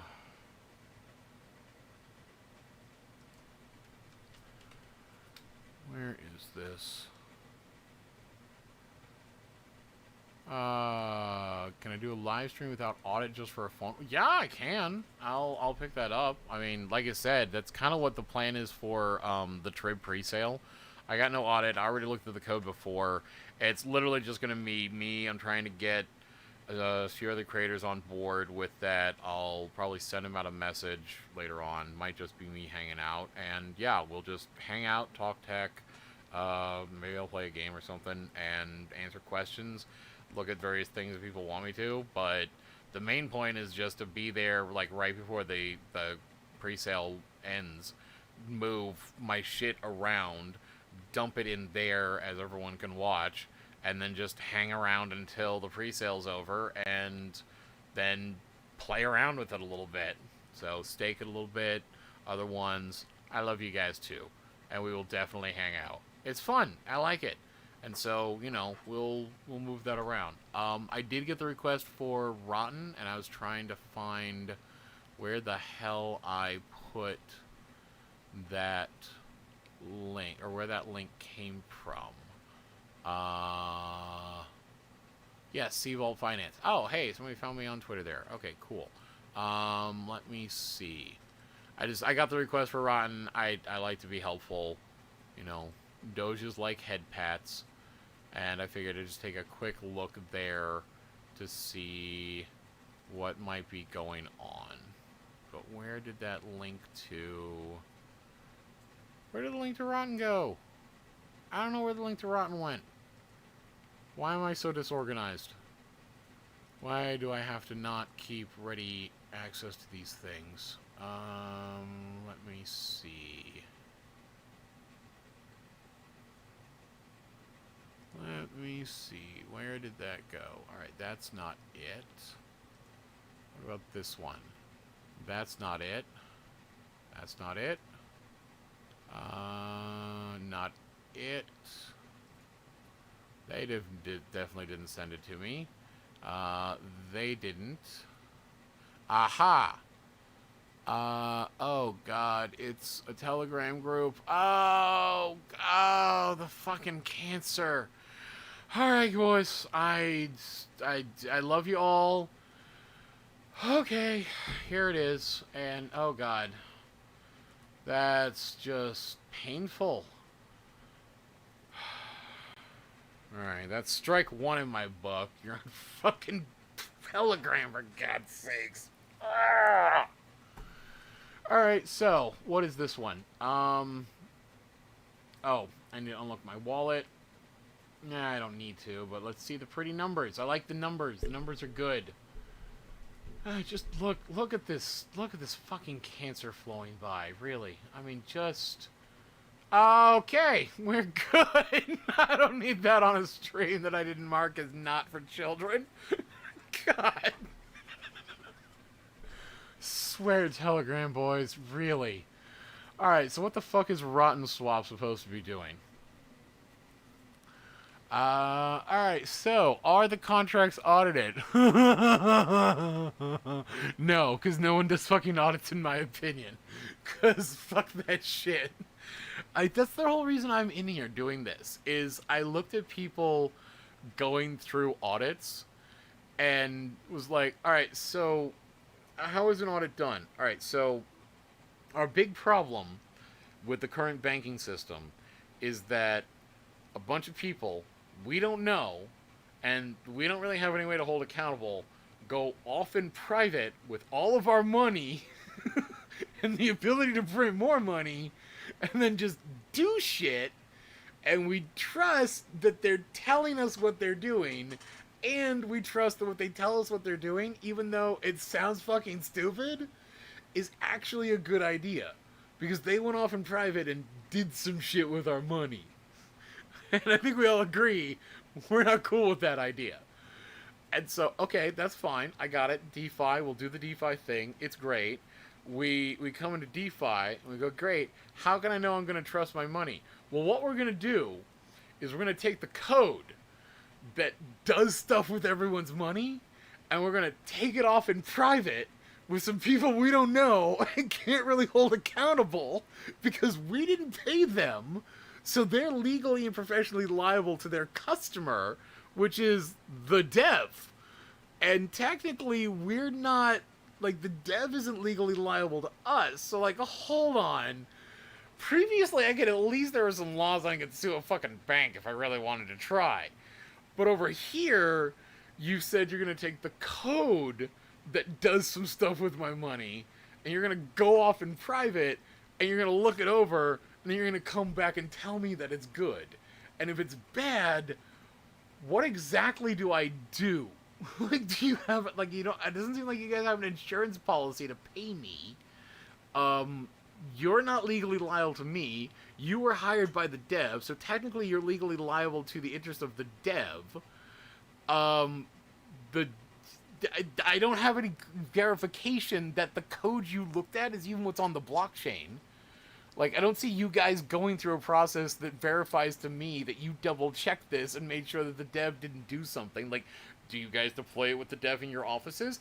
I don't fucking know, guys. You don't have a video or anything showing me. Like, come on. Like, I'm sorry, but all you did was inherit the old auditing process, and the only reason the old auditing process made any sense was that our money was off behind closed doors with people we don't know and can't hold accountable doing shit with it. So we didn't really care that the auditors were acting the same way. And so then you come with auditors on the same thing. I'm not trying to knock them. It seemed like the obvious solution. But now we're in this case like, motherfuckers, we're in a trustless environment. No, that is not how you do things. We have hash codes. We can verify things with code. We can lock down pipelines so that human beings can't get involved, can't fuck with things. Like, this is literally the whole thing I'm designing. And every time I pitch it to somebody, like, I don't know, nobody thought of that before. Like, I don't know either. I'm not a fucking genius here, but apparently I'm the smartest motherfucker in the room. And that terrifies me, because I don't think I'm that goddamn smart. I think I'm just doing obvious shit. Jesus. Again, I really don't. It's just I look around and I'm like, why are all of you doing this? This doesn't seem to make any fucking sense. Okay, so, real quick one on Rotten. I'm not even sure I want to dig into the code that much, but we kind of have to, so fuck it. We will technically. Oh god, you're terrible. Alright, we'll come back to you. Alright, so, our contract's audited. We're using the exact same copies of Uniswap, except for the very simple rotten logic and removal of dev fund. So the contract should be safe. We cannot... Okay. Cool. At least they're honest. And that's a reasonable statement, so I'll give them that. And like, we copied working code, and we tacked in some math. Alright. As long as the math doesn't affect the money. No, we actually took out the money, the portion that gives us money. Okay. Alright, that's alright. Fine. I'll hear you out so far. But I'm with you on, like, it could be a scam, because, you know, it's cute and amazing. And they're on Twitter, and they're on, you know, Telegram, so whatever. I don't even like Twitter. And it's from Tim Templeton? Alright, fine. I don't have the same name. Oh, this is the guy that wrote it. Alright, fine. Alright, fine. Let's do this. Jesus. Let's look at the menu. Wow. Thank you for just being kind of disgusting. Like, God, really? You're in finance? I was okay with raunchy curve, rugged sushi, laundered USDC. That's all right. JPOWs. All right, some of these are fine, but like, you're in finance, really? Oh, hey, you got a Uni Pigpen. I've got a bunch of Uni ETH liquidity tokens that I'm not doing anything with. Maybe I'll talk to you. Alright, so that's cool and all. Let us see maggot supply, total rot supply. Alright, well, let's look at the source code for the site and see what's going on. I know. I know. I don't like it. I wish they had a nice site, but I can kind of see what they're going out for, that like cutesy gross out sort of thing, but yeah, it's not really my aesthetic. Alright, so, don't need this anymore. So let's go ahead and paste over here. And let's go ahead and search for that 0x. Alright, here we are. And we can make that a little bit smaller so it's easier for me to read. And then I'll make it bigger when I find stuff. Alright, what contracts do you interact with website?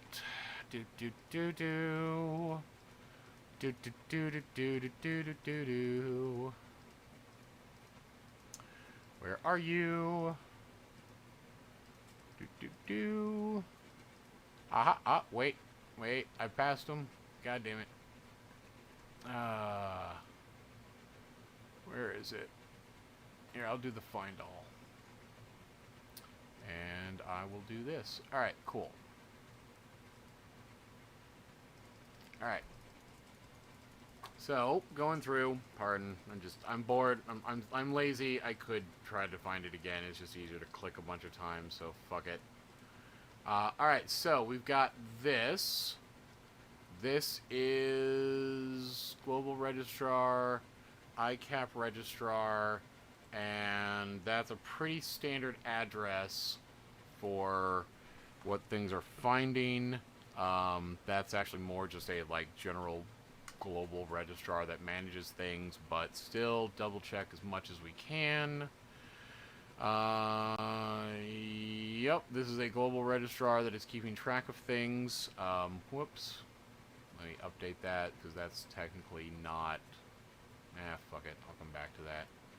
Alright, so, here, this one is... Yep, this is also one of the global registrars managing things. This is also fine in that it is kind of just basically keeping track of a bunch of Ethereum, as you can see, made a long time ago. This is not their code. This is them using infrastructure for dealing with Uniswap and talking about things. So, cool. Alright, so double checking that there's no others. Nope, we got that. Okay, so over here we can take a look at MetaMask. Interesting, they have something to connect to Facebook, Google. Huh. Oh, they got fonts from Google, and they've got information to connect to Facebook. What the hell is happening here?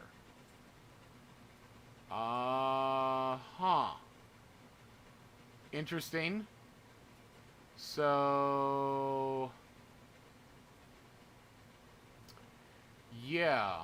Apparently this thing wants to talk to Facebook? Why do you want to talk to Facebook? Okay. Well, that's odd.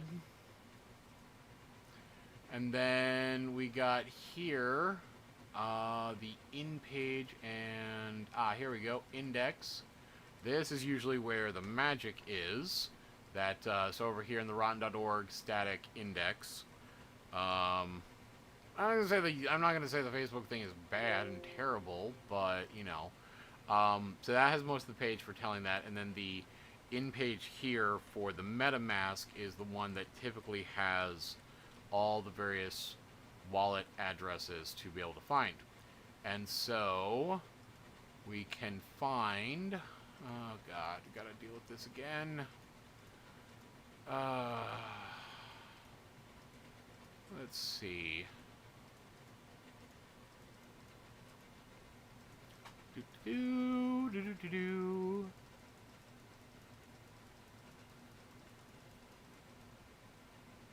Alright, let's see where they might have had some of that. Where else did you put things? We've got our waves keeper, we've got our index, we've got our static, we've got our media, over here in our JavaScript. Aha! This one, yep, there's our Web3 packages. And there is a bunch of information about the page. I don't see a whole lot there. What are you? Let me see. I see more Web3 packages. Okay. Well, let's take a look at both of you and see how you're put together. Wow, you are gigantic.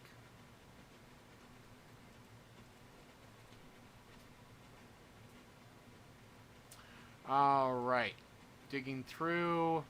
Addresses. Do we have any addresses? Yeah. I'm not liking this. I'm not liking the interface. I don't necessarily want to open this every fucking day to have to farm this shit. I'm sure plenty of other people will have uni LP stakes, and I'll be quite content with that. So yeah, I'm again not entirely thrilled with what they're doing here. Alright, so in here, alright, we've got that. They're not at wallet address. Those aren't. That isn't. Aha! Here is where we have those. Okay, cool. Now we can start digging in and see what these are.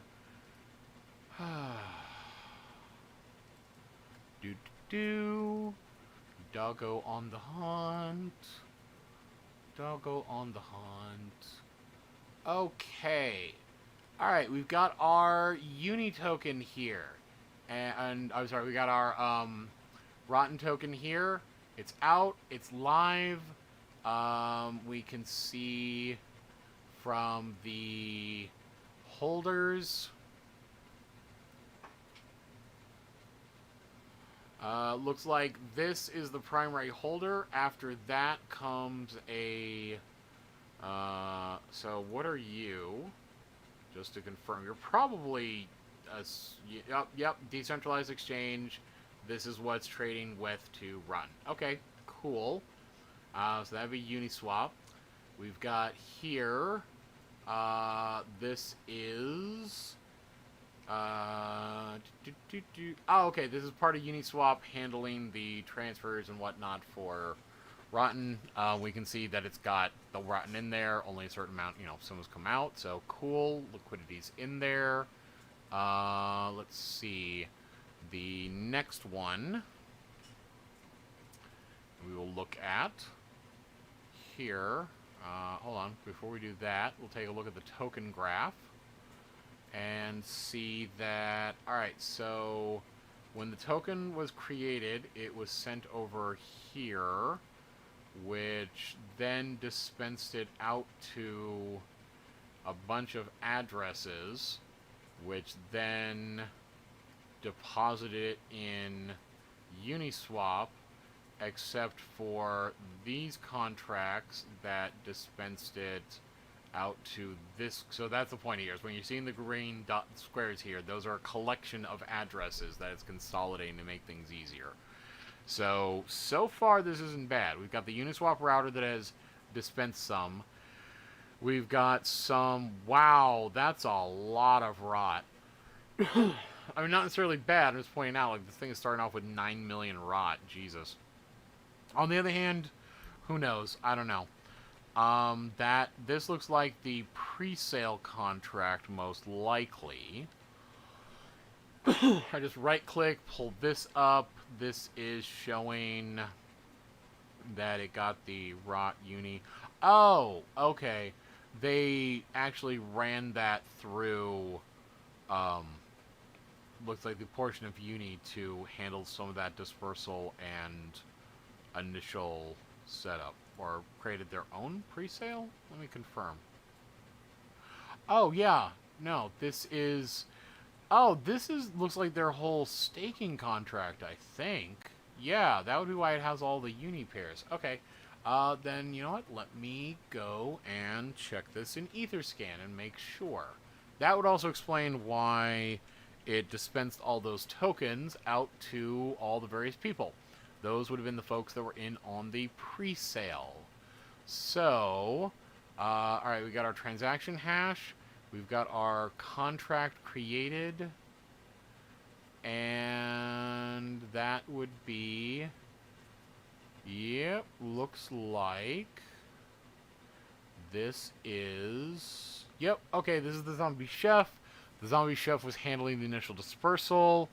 And core is the next YFI. You know what? I can see that happening with with core. Yeah, with core. I mean, it's an automatic trading bot, and it's basically doing the same thing that Trib's doing. It's doing the same thing the private trading bots are doing. It's doing the... Yeah, I kind of like core. I'm gonna buy into core.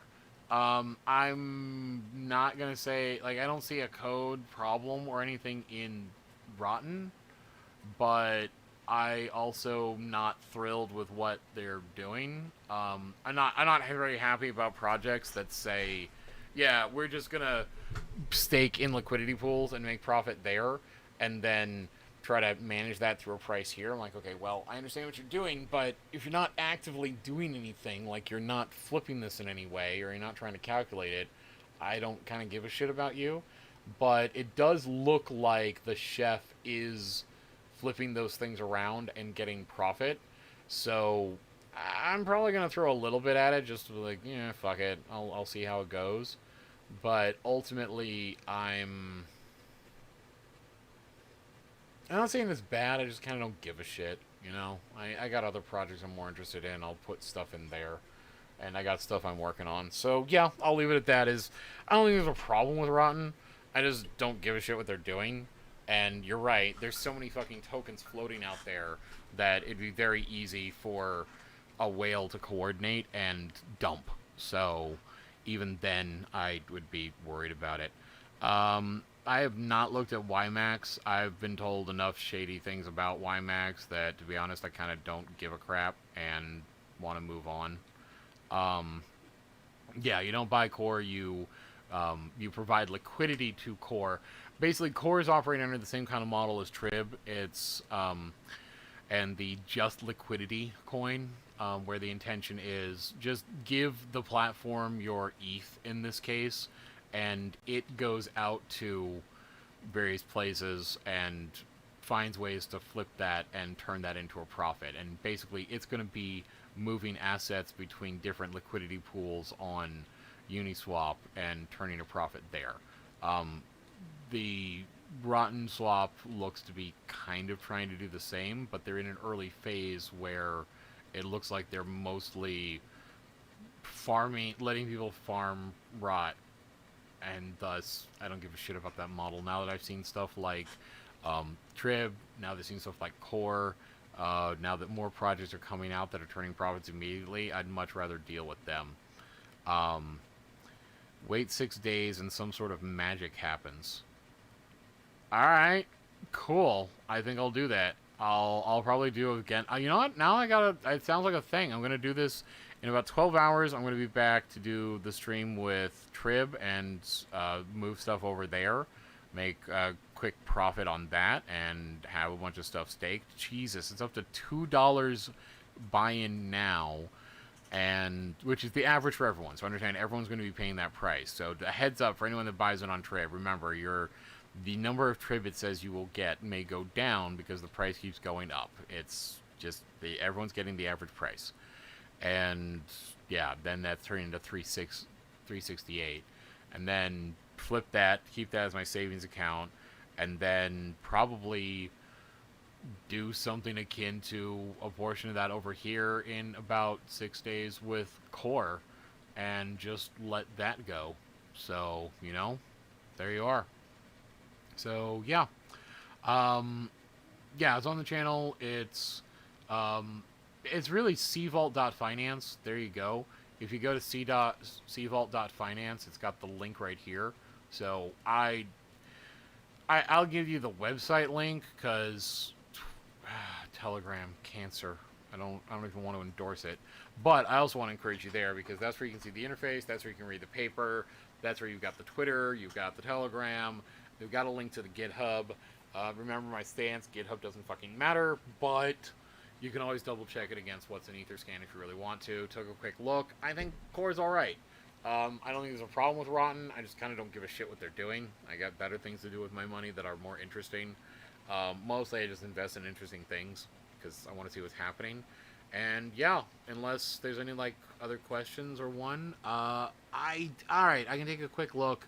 I swear that it's not going to be a very in-depth one, but yeah, drop a link, I'll take a quick look, and then I gotta get some sleep. So, which one is that? Oh, yeah, no, you're welcome, thank you. So we'll wait for the person to drop that link. I'll take a look at the last one. I will remind people that I am working for tips. The tips are going to form the various charities that I am setting up, and are also working well for folks to get that initial market data for how successful such a thing would be. So, also to remind people that we're still working out the Audit DAO thing. Anyone that donates before Audit DAO we're working out the airdrop, the pre-sale access, whatever. We'll have access there, and still working out the model on that.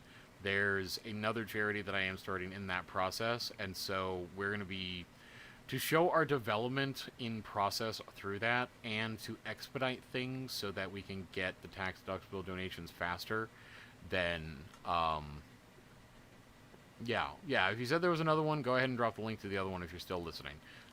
But if not, then I'll wrap up with this point. So yeah, there's another charity that was already in the process of forming, so we're just going to kind of go through that one a little bit so we can get things faster. And so the intention is that when we come back to... oh, yes, my project link, I don't have a project link yet. I will definitely come back with project link if I have something, or when I have something.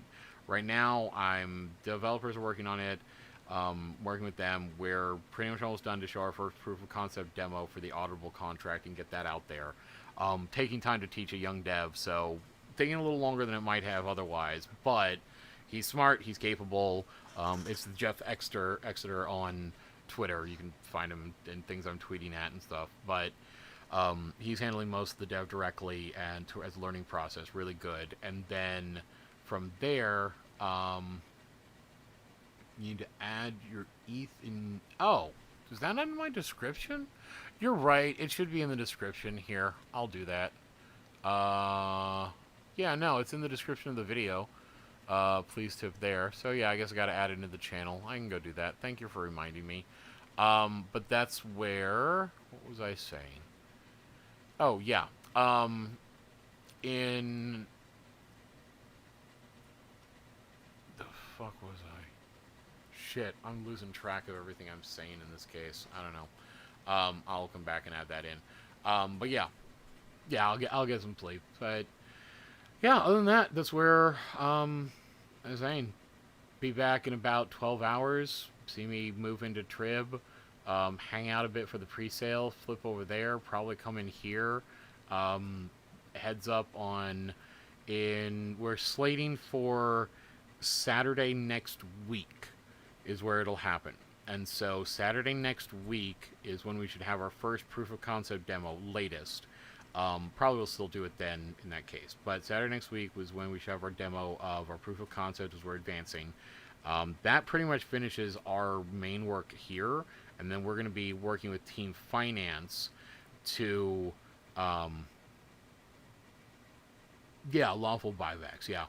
But that's where we're going to be, after we do our demo, we're going to be working with Team Finance to integrate with their platform so that you guys can have, when we go through a secure audit, like I've described before, with a deactivated contract decompiled from the blockchain, we also will be able to go to Team Finance and integrate with them. So when a contract's deployed, the auditor and the dev should have no control over the token dispersal. All of the token allotment and like locking in liquidity, locking it in Team Finance, so the team gets their allotment, but now it's in time locks that can do, various unlocks in stages and other complicated stuff, and they're iterating on it. So all of that happens automatically. So like at the point the dev deploys the contract, if we've implemented all the code properly, can I see the link? I don't think I saw the link. I saw the curve dot. There's the one I posted. I didn't see a link anywhere in here. If you send it to me on Twitter, I can take a quick look there, in like a message or something, or Discord too. It doesn't show up here. I don't know what the fuck is going on. Sorry. We have plenty of channels to send it to me, so I'll take a look elsewhere.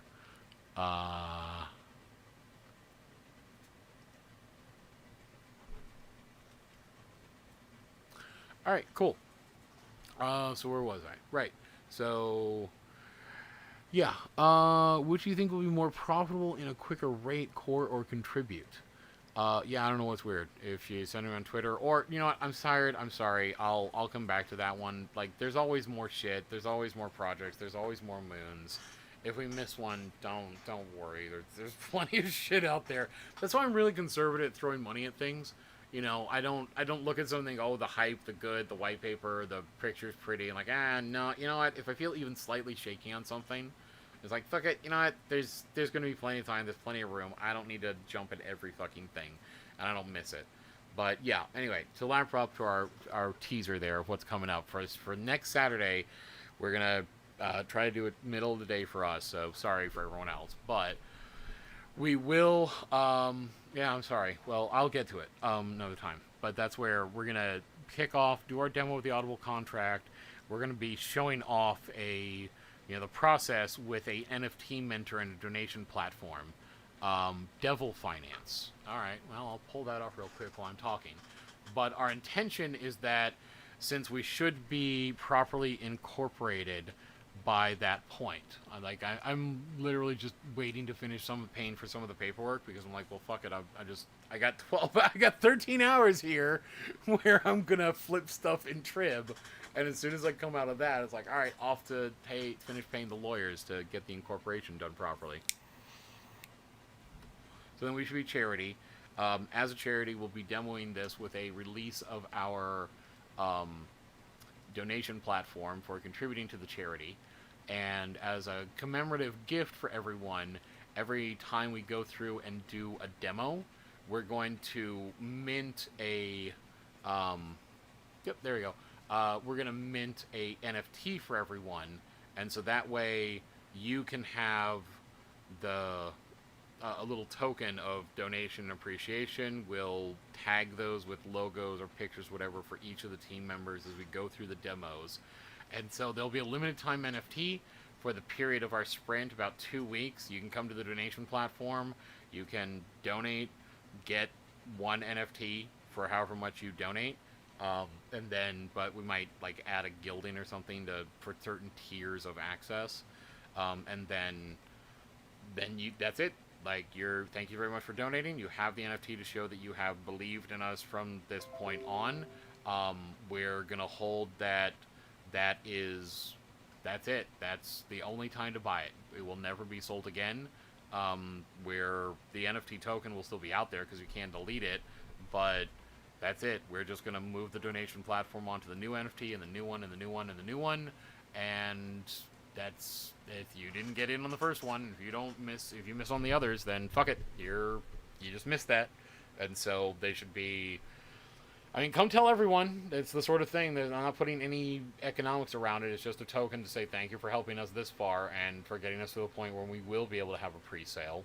And so, given that, a relatively small audience, should be a relatively exclusive item. So, there's not a Coyote. I've gotten the request. There's not a Coyote coin yet, but there will be a Coyote NFT, and you will only be able to buy that during one of our team demos for the 2 weeks between the demos. And you better snap that up shit quick. So, here, alright, cool, Devil Finance. You're doing the same crap everyone else does. Again, I'm not knocking you. I'm not saying you're bad. I just kind of not give a shit about this. I know everyone's looking at the insane APYs like, oh my god, I'm gonna get so much in this. Okay, but this isn't a currency. This is a stock. So, like, you get insane APY. I'm like, okay, well, I kind of don't give a shit if you give me a, 60 million APY. Fucking hell. What the fuck? They are... Oh my god. Alright, so 60... Wait. Oh, I'm sorry. They're reporting right now that you get a 60 billion APY. I understand it's percentage, but, Jesus. This is kind of what I get to in this case. Like, you look at this APY and be like, oh my god, I'm making so much money. No, you're not. You're making a lot of SOL. Alright? There's a difference. And if SOL drops down to, like, a billionth of a cent, do you really give a shit that you have, 60 billion of them? Oh no, it dropped down to a billionth of a cent, and now I have 60 billion of them. Great, you got 60 fucking cents. Congratulations, guys. I don't give a shit about these things. Until you give me a project, until you give me something that's actually making some fucking money, I don't give much of a crap. The only reason I'm even somewhat, I've been interested in YMFS, and the only reason I got interested in YMF and Yelled and YF Beta at the beginning was I went to see over what they were doing, and at least there's a project that is coming, and they're selling you the governance token. And then it's like, all right, fine, you're fine. You're getting in early. You're doing the same, but there is a asset management thing going on, and that's in the docket, And then, I look over at like YFMS, like, okay, you're doing the same thing, and I'm talking to you about your code. Talk to Yelled. Okay, you're doing the same thing. That's fine. You guys have something that you've slated and thoroughly described, and so I know what to expect from you. I know what you're going to be doing if you're not already doing that. And in this case, they're adding a bonding curve to the SOL token, and they're selling out the SOL token for staking in liquidity pools. And oh yeah, day 6. So let's see. Your first 6 days will feel exactly like you're in heaven. Souls are harvested at 5 times the normal rate, and the bonus pools are open to braver farmers to harvest souls at a much higher rate without fear of banishment. Things might be a little different after 6 days. Temperature will slowly rise as the fraction of souls that can be claimed increases, and bonus souls are at risk of permanent closure. So, Wow. Um, why? Why would I want to play Russian roulette with my finances? Jesus fucking Christ. Oh, for the first 6 days, it's fine. And then after the 6 days, we just like, they're banished and we shut them down and all that. Oh, fuck this shit. I don't give a crap if there's math in the newest. Alright, fine. I'll go look at the newest article. Where's the math? But they just said that it's 6 days, it's banished, and you lose that liquidity. I'm like, I don't give a crap what the rest of your shit is. I don't want to risk you just taking some, like, oh, well, there's that money gone because that roll of the dice said I'd lose it. You know, there's a reason I don't fucking gamble. Jesus. I'm sorry, I don't mean to sound too harsh. Maybe it's fun and engaging and interesting for people, but honestly, it's, if this is still holding true, where temperature will rise slowly as the fraction of souls that can be claimed increases and the bonus pools are at risk of permanent closures. Okay. And yeah, who will risk banishment in the bonus pools after 6 days? So yeah, I'm still, let me go look here. Is there math on taking that out? Let's see.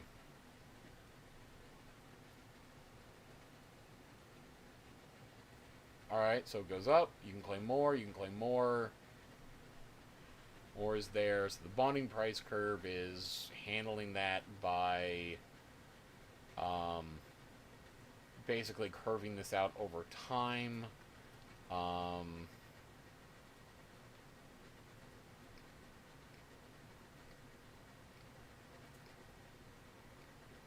Community development gateway, so people can contribute. Total value locked. Something might interesting happen after 14 days. The results of the initial test were published on day 6. Alright, so yeah, you've got math, but I don't like your fundamental premise. I'm not saying it's bad. I'm not saying it's bullshit. Like, I'm not calling scam or anything. I'm just saying, like, I don't like the somewhat risky gambling aspect of that because I just don't give a shit about risking my finances like that. Maybe people want to, maybe, yeah, I don't want to deal with this. And that's, again, your thing. You're totally your thing. People invest in all kinds of stuff. They found all kinds of things engaging. I'm not knocking it. I really do not like what it sounds like with this risk of banishing a pool and what, I lose my funding? No, we're good. So, alright. Yeah, I don't know. Again, I'm not saying don't do it. I'm not saying it's bad. I saw that, oh, we may banish a pool and that'll take your funds with it. I'm like, no. You don't get, no. That's why that's why I don't like central banks. Why are you doing this? Why? This is not what I want. I didn't ask for this. Thank you. So, yeah. I'm definitely going to keep core around. Probably going to dig in there and see what's going on. It definitely looks like it's turning a profit right now because it's doing stuff. I kind of like that they're, them and Trib are doing the same thing of saying, no, our pre-sale is the system running and making a profit, and then you'll be able to withdraw that. So, you're welcome. Glad you liked it. Like I said, I didn't see anything bad in what they were doing. It didn't seem horrible. It's just like, I don't really give a shit about it. So, sorry, no offense. Alright, so cool. With that, like I said, remember, about 12 hours from now, coming back to do a stream to talk, be ready for the Trib pre-sale. I'll open that up with just moving my finances over into Trib and put my money where my mouth is and see if I can nearly double it. Then which will be such a relief to finally get, like, a decent win in all of this bullshit that's been going on. And then next Saturday is the schedule for launching the donation platform with charity attached. So hopefully should be, if not tax-deductible donations, then in the process of being tax-deductible donations because the paperwork's filed. We'll show verification of that. You'll know exactly which charity it's starting with. To be clear, not Audit DAO. Audit DAO is coming. Audit DAO requires more work to properly incorporate and get managed properly. So Want to make sure that's right. This is another charity that I work with, or a church that I work with, that is forming a charity to continue working. So we're going to use that to kind of bootstrap things. And then that is where we are going to demo it by selling limited time NFTs. So it'll be available for 2 weeks. I'll make sure everyone knows. I'll be spamming Twitter left and right and telling everyone. And so if you want your first little commemoration, first we're going to do one for the church, then we're going to do one for me, then we're going to do one. We're just going to go through the entire team like that and give you those. So if you keep coming back and you keep making the donations, you'll keep getting the NFTs. And since I don't have that much reach yet, I am sure those will be very, very limited at some point in the future. Like, at some point, there will only be like 120 of these things running around. And so be it. So by all means, you want to help out, tips, as I said, you have that in the text. You have that on Twitter. All of that is going to donations to get all this going here and fund some of that. And next Saturday, come back or come watch the video, see us demo the product there. Our first proof of concept is not done, but first milestone in this. And we'll have a donation platform for you to get a little commemoration to thank you for donating. For everyone that's donated prior to Audit DAO and that commitment of getting into the pre-sale, we understand. Apologize if it's taken so long. We have not forgotten about you. And so we'll be setting up a similar point. Minting NFTs can get very expensive, and there's a lot of people to mint NFTs for in that regard. But we'll also have a sort of like pre-Audit DAO donator NFT that we'll send out to everyone as, again, that commemoration. Haven't done a coin yet. I'm wary of throwing out a coin as a souvenir because God only knows what you guys are going to do with it. And I really don't want people screwed with like a fucked up liquidity pool or something because somebody decides they don't like me and they screw with it. But on the other hand, I give you guys an NFT. It's got a picture. It tells everyone that you donated. You've got the transaction log. And who knows how much those things are going to go for on the market. Because we're just going to do one per donation. But if you really do want to pay the donation a second time, you can just keep pumping these things out. So, whatever. Alright, so with that, great, a Satanist with a website. There's a lot of websites for Satanists, and I don't really get a problem with that. Out of everyone, like the actual Levian Satanists, they're actually some decent people. It's weird, I know. It's fucking insane, but whatever. Alright, so cool. Thank you, everyone. I'm glad you stuck around. I hope you enjoyed seeing the little lesson of what I go through to research things, how to find the references in the code, go track down those wallet addresses, be absolutely sure that, you know, all of this is linking up to the right stuff, and kind of a reminder of, like, they give you GitHub, that's nice, but that doesn't really prove anything. They give you a contract address, that's cool, but is that the contract address that the website's talking to?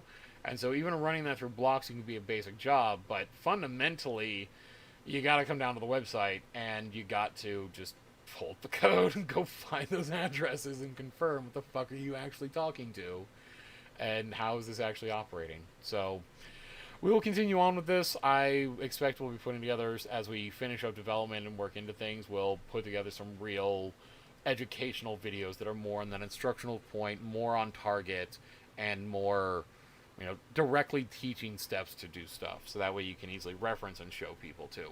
So, a lot of plans, but thank you. You're lovely. I'm very tired. And thank you for understanding as I get sleepy and encourage me to go to sleep. So, again, tips, that is I'll just remind everyone, again, just working for tips. And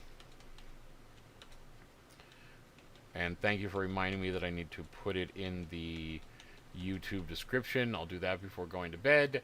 And let's see how all this plays out. I know YFM Moonshot is a little bit down, but it's not terrible. It's actually seems to be doing pretty good.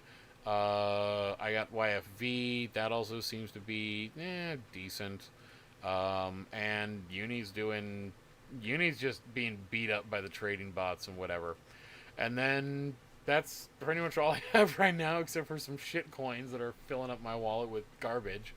And then I'll be moving all into Trib in 12 hours.